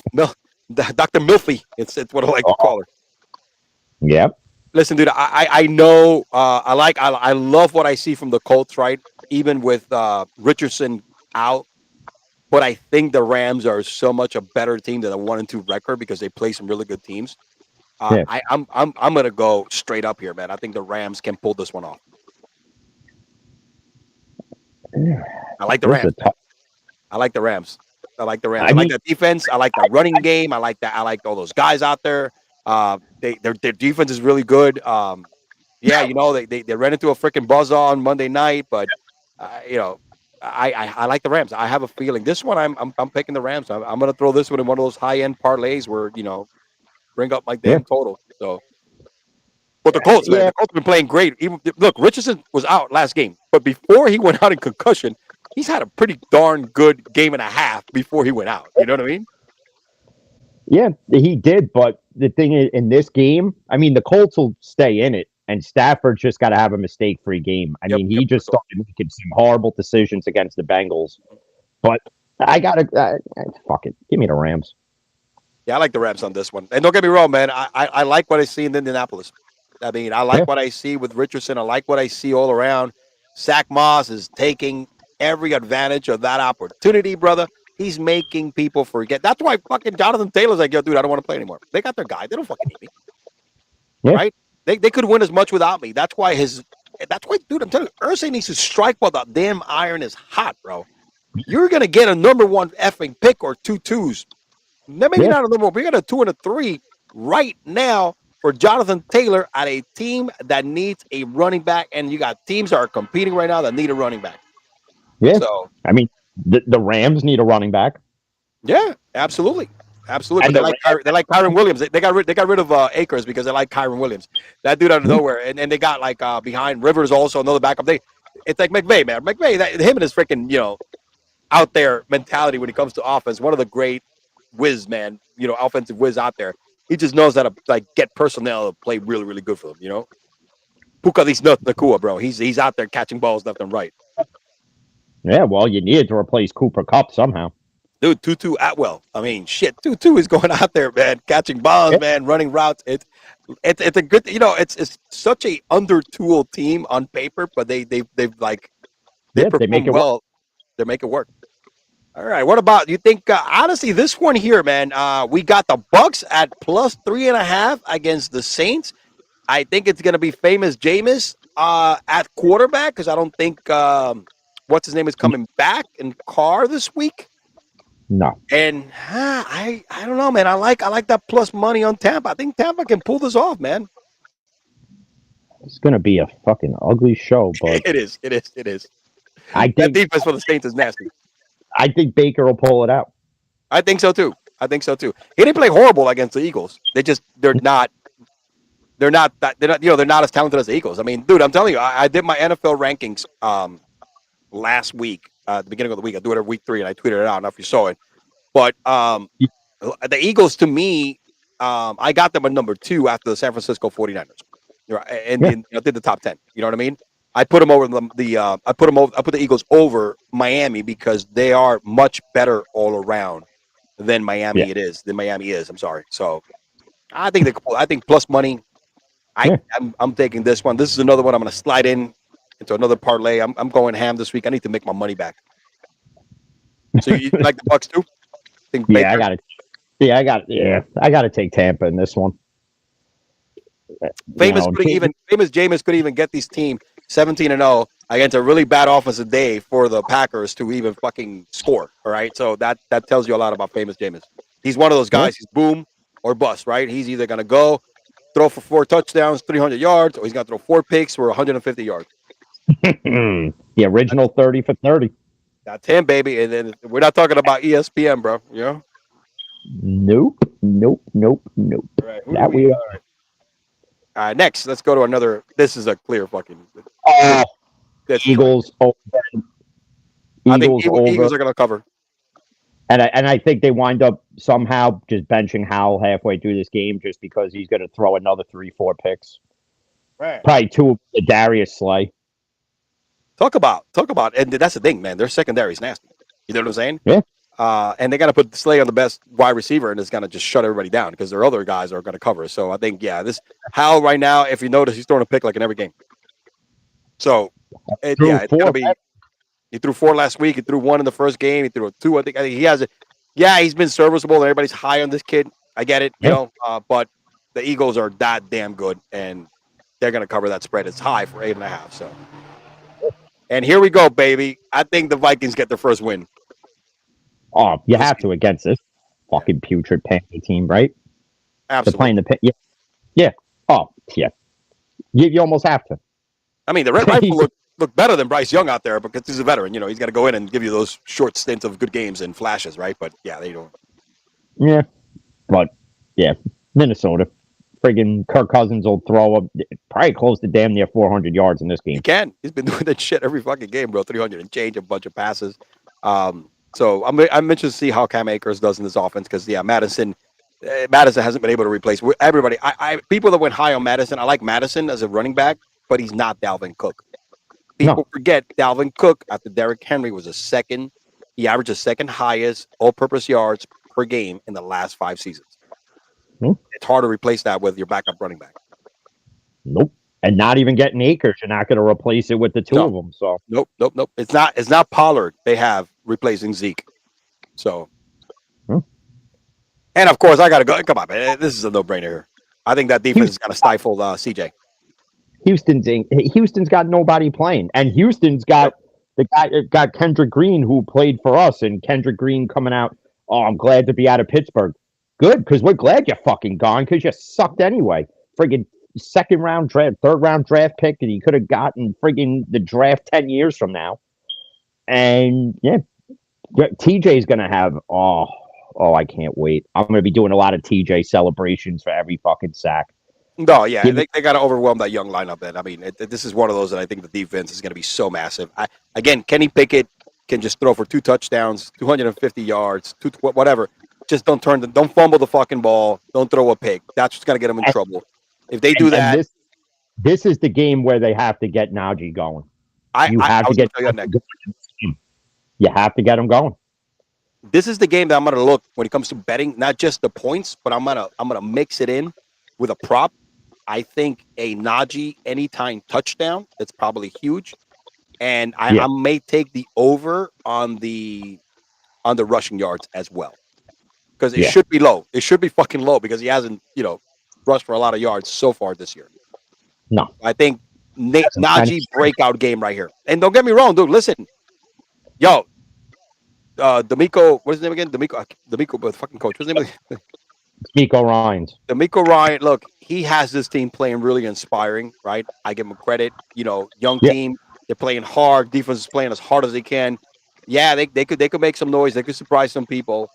Love C.J. Stroud, but I think the Pittsburgh Steelers defense is that damn good. After seeing them 3 games, look, I know we got the San Francisco 49ers probably had the best defense. Dallas now after Diggs going out for the season, you got to put the Pittsburgh Steelers with the Browns up there in the top 5 defense. So yeah. Well, Chris Sims wouldn't. He put him in the fucking bottom of the barrel, but then again, Chris Sims is a douchebag. Yeah, then again, the damaged sperm tail won that fucking battle to the fallopian tube. Absolutely, that's another one. That's another rabbit turtle run kind of shit that went the wrong way. Raiders and the Chargers. I think the Chargers get this. The Raiders, even though the Raiders lost last week, they're not looking completely horrible. That defense, I think, is decent. The fact that Devontae Adams is still doing it at such a high level, bro. Everybody, listen to you, changing quarterbacks doesn't matter. You could put Devontae Adams with any fucking quarterback in the league, and this dude just makes him look good. Make me the quarterback, I can make him look good. Shit. I complete at least 3 passes on his ass. Yeah. I don't know. See, now, is Garoppolo out or is he in? Because I know he's in concussion protocol with this dirty hit, which wasn't fucking dirty. I mean, every NFL defenseman is telling you it wasn't a dirty hit. So Garoppolo looks like he's always hurt when he gets hit. That's just his thing. He's a flopper. He's like a flopper in fucking soccer. That's what he does. He's the LeBron James of the NFL. Mm-hmm. So I honestly think, I think I'm gonna go maybe not 5.5. If I could tease this down to 4.5, 3, and I'll probably do 3.5 on this one. So because again, look, the Chargers, even with Mike Williams out for the year now, they still got pop. You don't have Eckler again. Which I have no idea what's going on with that at this point. Nor do I really care? But Josh Palmer is good. All right. Yeah, I would go with the Chargers. And who's their tight end? Everett, I think, is their tight end. Everett right now is going to get more targets, but also Parham is catching touchdowns in the red zone like it's going out of style. That's all he gets. He had 2 receptions last week, 2 touchdowns. This dude he's a big motherfucker. That's what Darrell Williams, whatever your guy there, the backup, should be doing in the end zone. You know what I'm saying? Watching the Darrell watch. You know what I'm saying? That's kind of like the way they're using him. Block, all right, and then when you're in the end zone, you're so big, so athletic, and got great hands that we just need to hit you, and that's it. So I think they still have enough offensive weapon. Look, right now, and I called this on my Tuesday show with Cricket. The best quarterback in the NFL, numbers wise, right now to me, is freaking Justin Herbert. I'm sorry. Because if you look at it, he hasn't done anything to lose any games. It hasn't been his fault. No, it's been the defense. Touchdowns. Yeah, it's been the defense. He hasn't turned the ball over. He's doing everything he can to win. And I think this is a good matchup for them. I think I see the Chargers winning. Maybe not by 5.5, but definitely I see them winning. I'll go money line on this game. And don't go crazy with the points. Yeah. All right.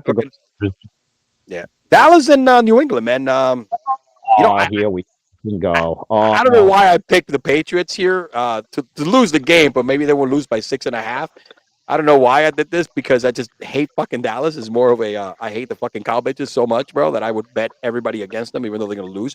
And again, at least the Giants, who suck, did not lose to the Arizona Cardinals last week. So that's the only thing I got my hat to. The only thing I got to hang my hat on is the fact that the Dallas Cowboys, I don't care if they make the playoffs and the Giants doesn't. We did not lose to the fucking Cardinals. At least we came back on them. See, this one, well, Mac Jones will be out there fucking cock knocking people because he did it to the Sauce Gardner last Sunday. Yep, yeah. Listen, man, whatever it takes to win, bro. Hit him in the nuts. And Dak Prescott's so good at throwing to the other team because why do you throw that with 3 Cardinals all in that area is beyond me. It's almost like he didn't get good sleep on his sleep number bed the night before. So he didn't have it in the right number. You know what? Nah, he definitely didn't. Dallas's defense also, obviously, they took the hit with Trayvon Diggs being out, and you saw that last week. But Dallas also got hurt. New England's defense right now is playing at a decent level. You gotta. I can't believe I'm doing this. I can't believe I'm doing this. I'm gonna go with the clam chowders. Yeah, baby, man, New England clam chowders. You know what? They're probably going to lose by more than 6.5. But I like the fact that they're going to lose this game. But based on what I saw last week, Dallas is going to win this. But I think it might be a closer game than most people think. Because if you think about it, New England has not had a. They lost to Miami by only 7. They lost to the Eagles by 5. These are the 2 losses. So their defense is good enough to stay within games. And then they only beat the Jets by what, like 6? 5, I think, or something like that. Yeah. So it's one of those things that miss field goal here, pick 6, return on a punt. It's that kind of stuff. I think that defense can keep them in the game. And again, Dallas, it's all about freaking Dak, and Dak absolutely is fucking whack. So Dallas will win this one, but I think they'll stay within the spread. Yeah. And I'm sorry, my bad. Let me do this. I was right there. San Francisco's that damn good. Yeah, you know what the Dobbs Cinderella story ends here. I like Dobbs. I like Dobbs. I mean, Pittsburgh, I don't think utilized them right. I think Arizona is, and especially with Connor being there with them, it kind of helps him out a bit. But there is no way. I mean, then again, we've seen crazier things with this Cardinal team. But you know what? I'm gonna do something kind of. I'm gonna do it, and this is crazy. Flip it. Something tells me that the Cardinals will stay in this game. They won't win it, but they'll stay in it. Somehow they're gonna stay. At the 14 point, they have to lose by less than 13. They can't lose by more than 13 points. So that's they're big competitors. They'll stay in it. Yeah. Well, listen, they haven't lost. They lost. What was the first game of the season? Who did they lose to? The Ravens? No, not the Ravens. Who did they lose to the first game of the season? They only lost by like 13. No, they didn't lose by 13. So, then they only lost to the Giants by 3. So I think they've been staying within the spread. So, yeah, that's based on the record like that. Yeah, I will go that route. But I'm going to go with San Francisco. Pick your poison. I think they're going to win this by double digits. It's just that team is so good, man. So freaking good. Now, it also depends. I think right now, banged up is Debo. Ayuk. Ayuk is going to play. He's active. Debo now is the one that's questionable, and it's going to be a game time decision. He banged up his ribs like he always does. You know what I mean? So, all right. What about the sackless Wilson here, Jets?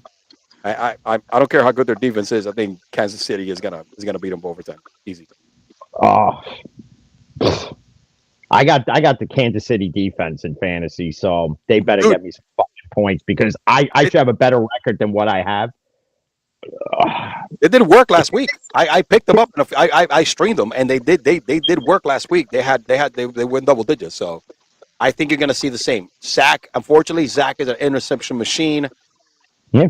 And they got to get sacks too, bro. They rush the quarterback. It's Chris Jones is going to feast on that offensive line because they couldn't block Rodgers in 19 seconds.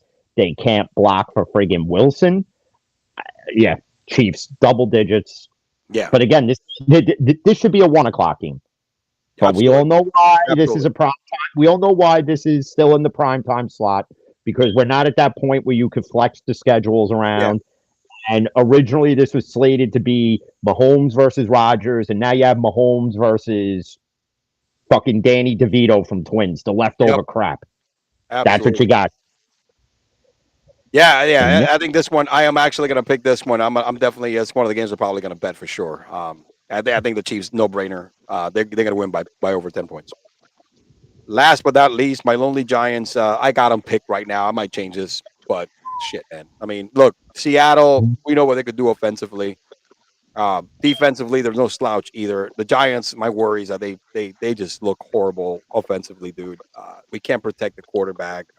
Our defense is so horrible, dude. We gave up 28 to freaking Arizona.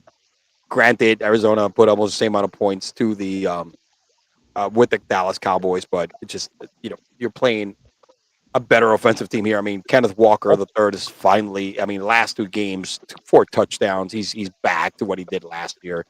Dude, that kid, their backup Charbonnet is starting to get his legs under professional football because he's a rookie. Lockett does what Lockett does. Metcalf healthy does what Metcalf does. It hasn't even blown out yet. I mean, they haven't even scratched the surface with JSN yet. I think they're too talented offensively to lose to the Giants. As much as I hate to say this shit, dude. They are, but I'm gonna do it. Somehow I think the Giants will pull this out somehow. I don't know how they're gonna do it because I don't have the NFL script in front of me. Unfortunately, the NFL script writers don't send me the script. But I'm gonna tell you, I think the Giants pull it out somehow. There's no way with what they have that they should be where they are. Okay. Obviously you don't have Barkley. But what they have to do, and I said it last week, I'm going to say it again, incorporate Hyatt into the offense. You have to. You have to. You have to incorporate him. You have to. I mean, I don't think there's secondary. They should be able to throw against Seattle. And Evan Neal needs to step the fuck up and play the way he did at Alabama and just do what he does best, and that's protect the quarterback. Oh, fuck, man. Evan Neal has taken a shit this whole season. He's getting pancaked like a fucking flapjack at IHOP at 5 o'clock in the morning. All right. It's being served to a bunch of drunk coming out of the fucking bar, dude. It's so bad. So fucking bad. Yeah. That's the part that upsets me. That, Yeah. And our defense should be much better than this, and we are like one of the worst defenses, which is a big difference. The difference from last year as well. So. There you go, folks. Make sure you tell us, all right? Watch this episode and take a look at the picks, man. You know what I'm saying? I think we're gonna. Jim says he's gonna pick the Giants. I'm still gonna go the Seahawks, but I hope the Giants win. I'm doing the whole. Oh fuck, we're gonna lose and expecting the best on here. So yeah, obviously my picks on Steel and Teal will be a bit different because this is based on like spreads and everything else. Yeah, it just spreads. On Steel and Teal, we just do it straight up. So. For those who watch this and then listen to Steel and Teal when it comes out, oh, well, on Cigar Sports, you pick this team, but then on this show, you pick this team. One's different from the other. Yeah, I mean, look. Just don't fucking worry about it, right? Look, there's a lot of plus money here that are high that you could pick, and you'd be like, yeah, they could lose, but they could lose by X amount of points. So the spread is a lot trickier. That's why they pay a lot higher when you bet, so. Ooh, my man, look at this, an hour and 38.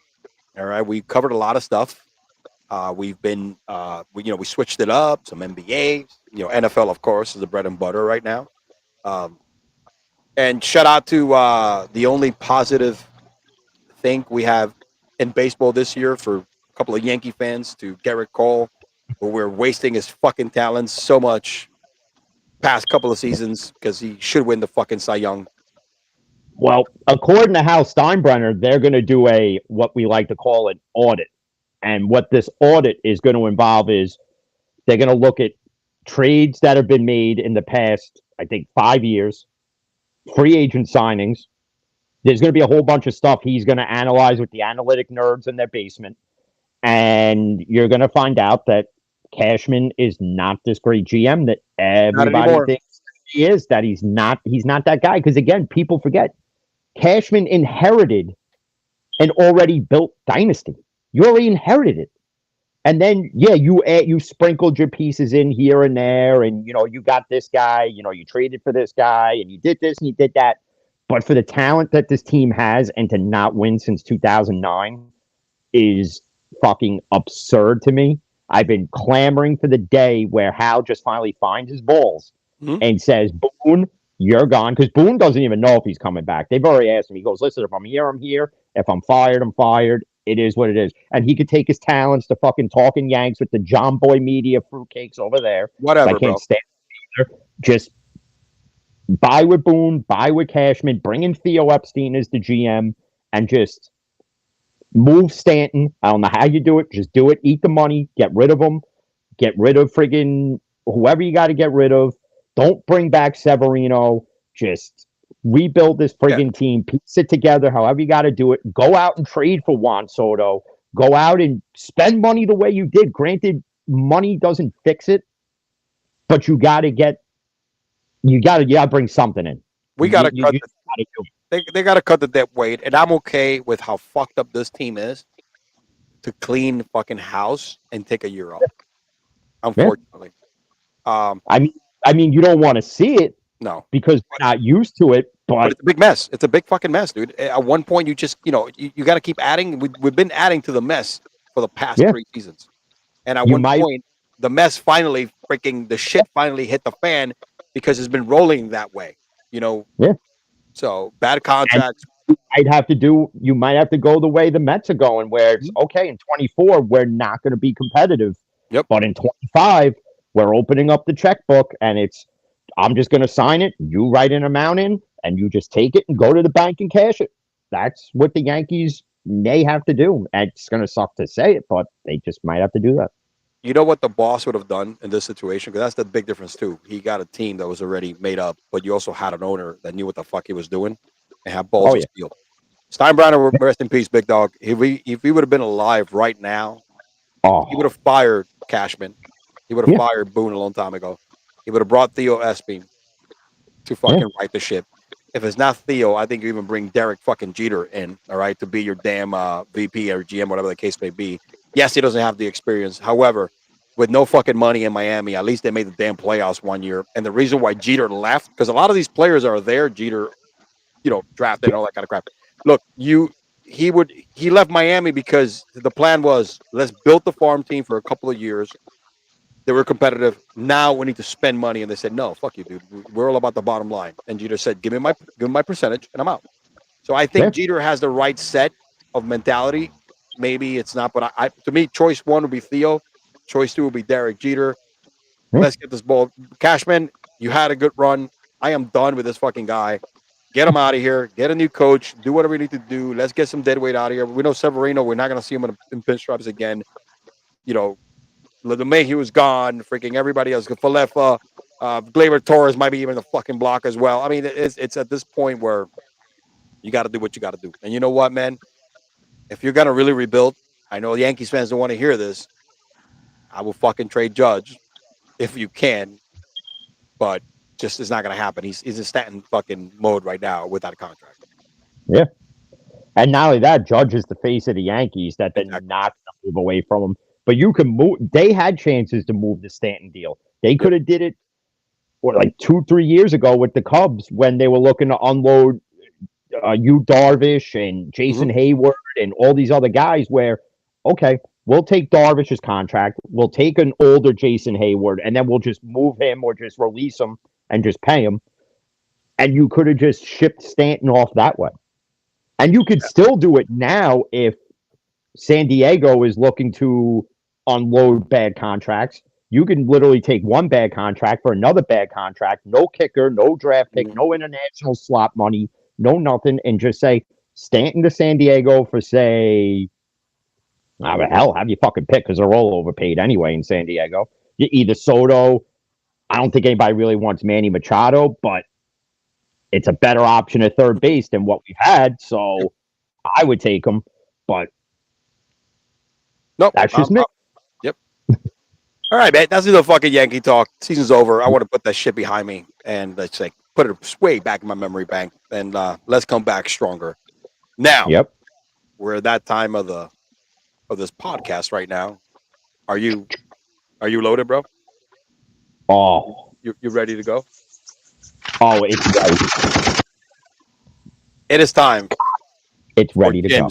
Douchebag of the week. You're a douchebag. Douchebag. Douchebag. You're a douchebag. Douchebag. Douchebag. Oh, yeah. Woo! Listen, man, this is all yours. I'm gonna ride your coattails. Oh Jim, boy. who The is back. our douchebag of the week before I click the slide? Oh, the backlash that's going to come from this, and I really don't care because this. I'm bringing a new word to it. This guy at work, he's Guyanese, and so I'm going to use this word. This skunt, which means, Yeah, I think we all know what it means. I'm not going to say it, but we know what it means. This skunt is my douchebag of the week because I do not need to watch a football game every 5 seconds with seeing this fucking bitch on my TV screen. I don't need to see. I don't care that Taylor Swift is dating friggin' Travis Kelce. I don't care. Okay. Every 5 seconds, we got to pan off into the suite and see Taylor Swift sitting there with Brittany Mahomes, who can't keep her fucking yap shut either. Okay. And they're taking shots and eating chicken nuggets with ketchup and ranch. First off, that's a disgusting fucking combination. What the fuck is ranch doing with ketchup on a plate to begin with? One or the other. All right. It's one or the other, Taylor. All right. Stick to concerts. Stick to your friggin' songs, your love ballads, and then your breakup songs, because she already has an album with love songs for Travis Kelce already in the vault, and she's got the breakup album ready to go too. Okay, that's that. I understand the Swifties love it. Oh, it's such a great love story. Blah blah blah blah. Listen, assholes, this is the NFL. This ain't fucking Twilight. Okay, Team friggin' Bello or Team Edward or Team Jacob. All right, we don't need this shit in the NFL. NFL. National Football League, not national fucking whatever the hell this bullshit is. I don't need it. I don't want it. I don't care. And the fact now that everybody's paying the exorbitant amount of money to go to a Jets-Chiefs game for a blowout, just the chance for her to sign your fucking pocketbook or whatever it is, this bitch ain't gonna pay you no attention either. Stick to making songs called Black Spaces. Listen, just stick to singing. I don't need it. And even Patrick Mahomes said it in his post game. Yeah, I felt the pressure with her there. I had to get a touchdown to Travis Kelce. Are you fucking serious? Really? You fucking serious? This fucking skunt? Really? This is what we're. Come on. No. I don't need it. I don't want it. If I could reach in there and just grab her by the throat and just stay away from the NFL, please. Stay away. And not only that, this is not an upgrade for Travis Kelce. No, man. Have you seen Travis Kelce's ex? Oh my God. Chef's kiss is she? Oh, what a piece. Baddies, bro. Baddies.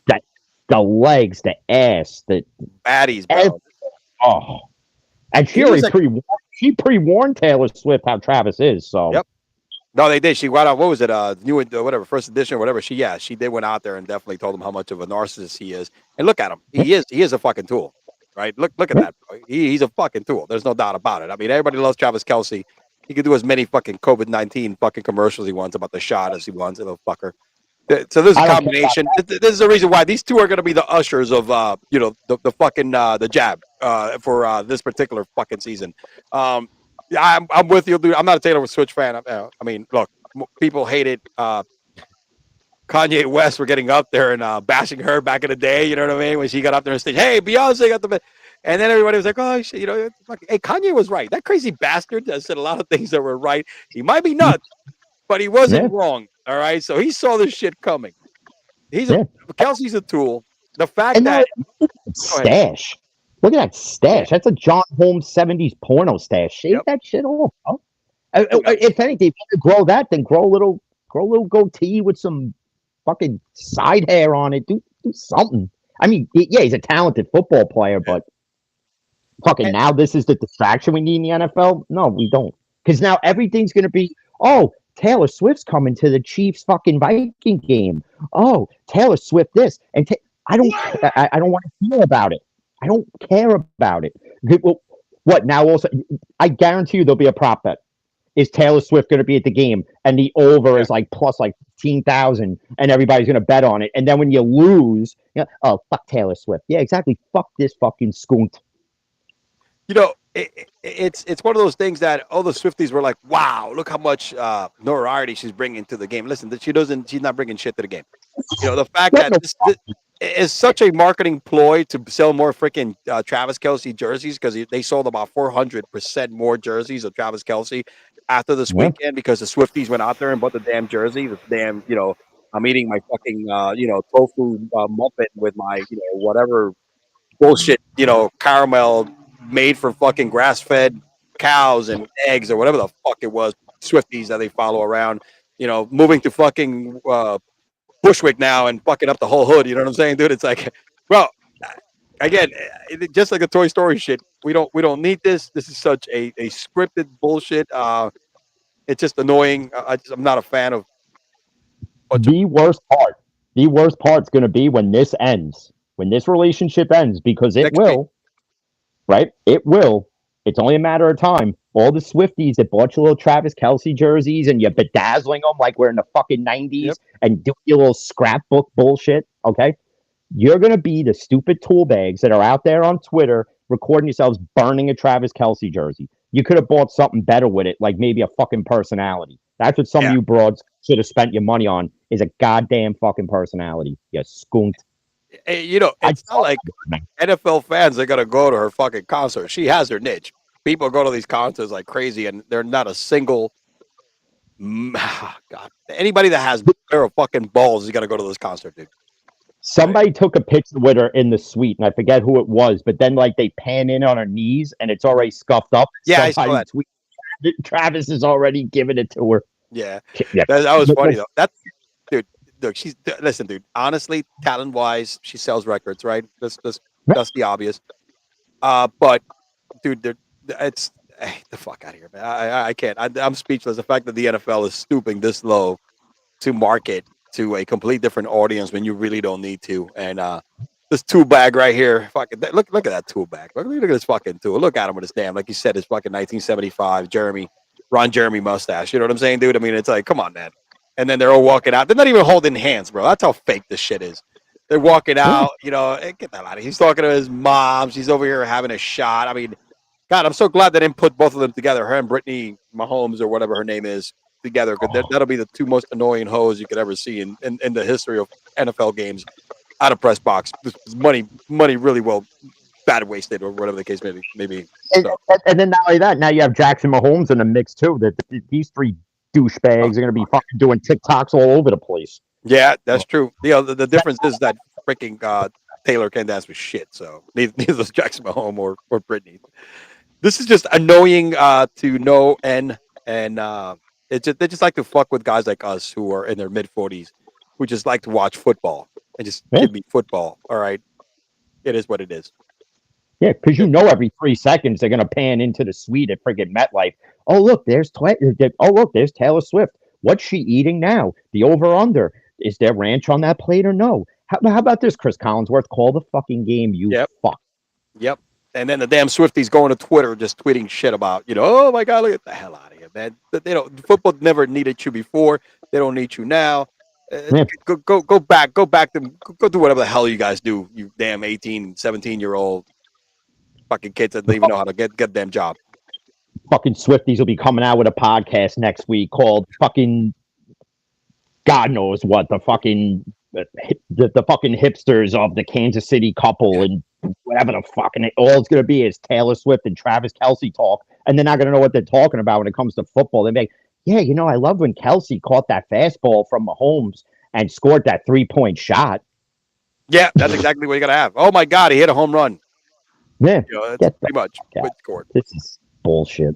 Douchebag of the week, your girl Taylor Swift. And you know what? Throw the fucking chucho of the week also.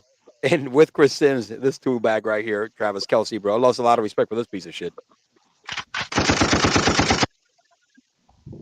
You know what? I gotta stop. I gotta take the shit off my screen. We're done. We're done. That's how we end the show. And look, we are Jim and I are equal opportunity bashers. We give it to whoever, anybody can get it at any time. And look, we didn't disrespect this woman either. So yeah, if you're sensitive, for that matter. So I really don't care if the watching and they hate what I say. I really don't fucking care because you know what? I don't think we're gonna have any Swifties watching this shit. We're probably gonna have people agreeing with us most of the time. So, well, yeah, the real avid football fan will agree, obviously. Yep. And if you don't, then you secretly listen to Taylor Swift on your car ride to work, and you're singing her songs until you pull up at the red light and you pull up to some guy in a huge fucking lifted friggin' Chevy Tahoe blasting fucking MX, and you just lower it, and you just lock your doors, and then you just fucking sit there like this. Oh my God. I hope he didn't hear me listening to Blank Spaces like the umpteenth times. I got it on repeat on my fucking old-ass CD player because I can't just upgrade to a touchscreen. Hey, listen, listen, it's Kansas City, bro. They're known for fucking barbecue, red meat. All right, and all the shit that Taylor Swift does not eat because she's probably a vegetarian. Well, the only meat she's eating is Travis Kelce. That's right, and I don't even know if she's even eating this fucking meat. This is all a front, bro. This is all a front. There's a reason why he looks that fucking sad, in that picture leaving the locker room.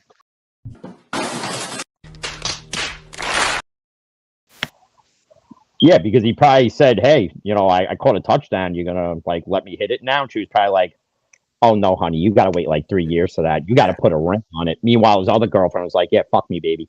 Yeah, I mean, oh, my God, her girlfriend's so hot. It's not even funny. Yeah. Another classic. I got that as a prop bet. That is a prop. That's was true. This an upgrade or a downgrade? Guarantee you, everybody's going to bet the downgrade. Because Taylor Swift, don't get me wrong, Taylor Swift isn't a bad-looking girl. Don't get me wrong. But Travis Kelce's ex, she's a bad bitch. Exes, bro. He's had multiple really good-looking exes, bro. Going back to the chick from the fucking show that he did. I mean, Kayla, whatever the last. I mean, dude, it's no comparison. No comparison. I mean, Taylor, come on, downgrade. I don't know if you're looking for the money, but she's not going to marry you. All right, trust me. That's a chick that doesn't marry guys like you. All right, so she makes more than him. Exactly. Short run more for I don't know. I don't know if she's going to start, I don't know if the NFL is going to start pulling Swift jerseys, but with a T, with their full names, because, there is a Swift in the NFL and DeAndre Swift. I said it on Tuesday's episode. This is the only Swift Kelce duo I ever want to hear about. That's Jason Kelce and DeAndre Swift. That's it. That's the only Swift Kelce combo I ever want to hear talked about in the NFL. Not this fucking putrid piece of shit. Because again, this is the NFL. This isn't fucking Twilight. I don't care if Travis Kelce's going to imprint on her face. I don't give a fuck.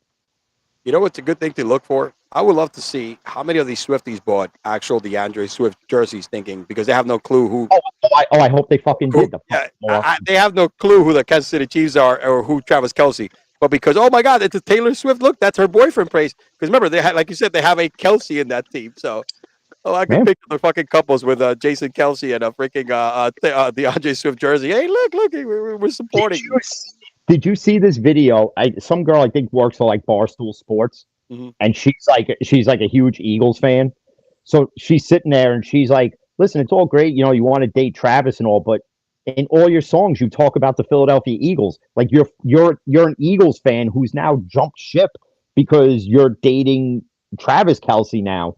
And friggin' she ended it with he must be slinging that Chief dick or whatever the fuck. And Jason Kelce actually reposted it and then put, "Say that shit, bitch." Damn it, where's Kanye where you need him? Hey, listen, as deranged as he is, copping blowjobs in a fucking boat in Venice. Hey, he didn't get it wrong. We need to get these cocksuckers off stage, baby. Where the hell is Kanye when you need him, bro? Yeah, it would be classy if he could pop up at the at the fucking box seats of a Chiefs game. Hey, get it out. Because, they beef, right? The Kanye, right? He actually did a song about sleeping with her and stuff like that. Not a song, but it was one of the bars. And she bashed him. Oh, that's so disrespectful. I never gave permission. The Swifties were bashing Kanye. And Kanye was like, dude, she gave me permission. And he goes, because I record every conversation I have with people when I call them, right? Regarding I'm going to do this with a song about you and stuff like that. And he said something about banging her and stuff like that. Fuck Taylor Swift, whatever. She was like, and then, there's a conversation. Girls in the bed. Yeah. And she was like, yeah, no, that's great, man. Don't worry. Yeah, I wanted to call you because, you're my friend. I want to make sure you're okay with this. She gave him permission. And then she started bashing him, saying that I never got permission. That's respectful. That's because the Swifties went wild on Kanye. So she had to support the Swifties. So there we go, bro. Hypocrisy to its finest. Well, unlike Drake, who asked Halle Berry if he could use the the slime picture of her where she's covered in the Nickelodeon slime, and she's like, "Oh," and he does it anyway. Yeah. Come on, Jim. Another classic douchebag of the week. Yep. I don't care if we get some backlash, but we got to get some good reviews up in here, man. It's good content, good entertainment. Well, listen, I'm always for the smoke. Again, anyone can get it. Watson gets it every day. So. Yeah, actually, Watson really didn't get it that much in this episode. Yeah, you I think that- not, man. You know, we needed to change our scope to somebody else, you know, and then you know we spread it around. We spread it around. We needed to. That's what we do, bro. We hit what's trending, baby. You know, we're not gonna just settle for the hell of being cookie cutter. That's not what we do. No cookie cutting shit around here. Last time I checked, I'm not sitting in a bakery. If I was, I'd have a fucking plate of cannolis and Schliadell in front of me. There you go, man. There you go. Oh, man.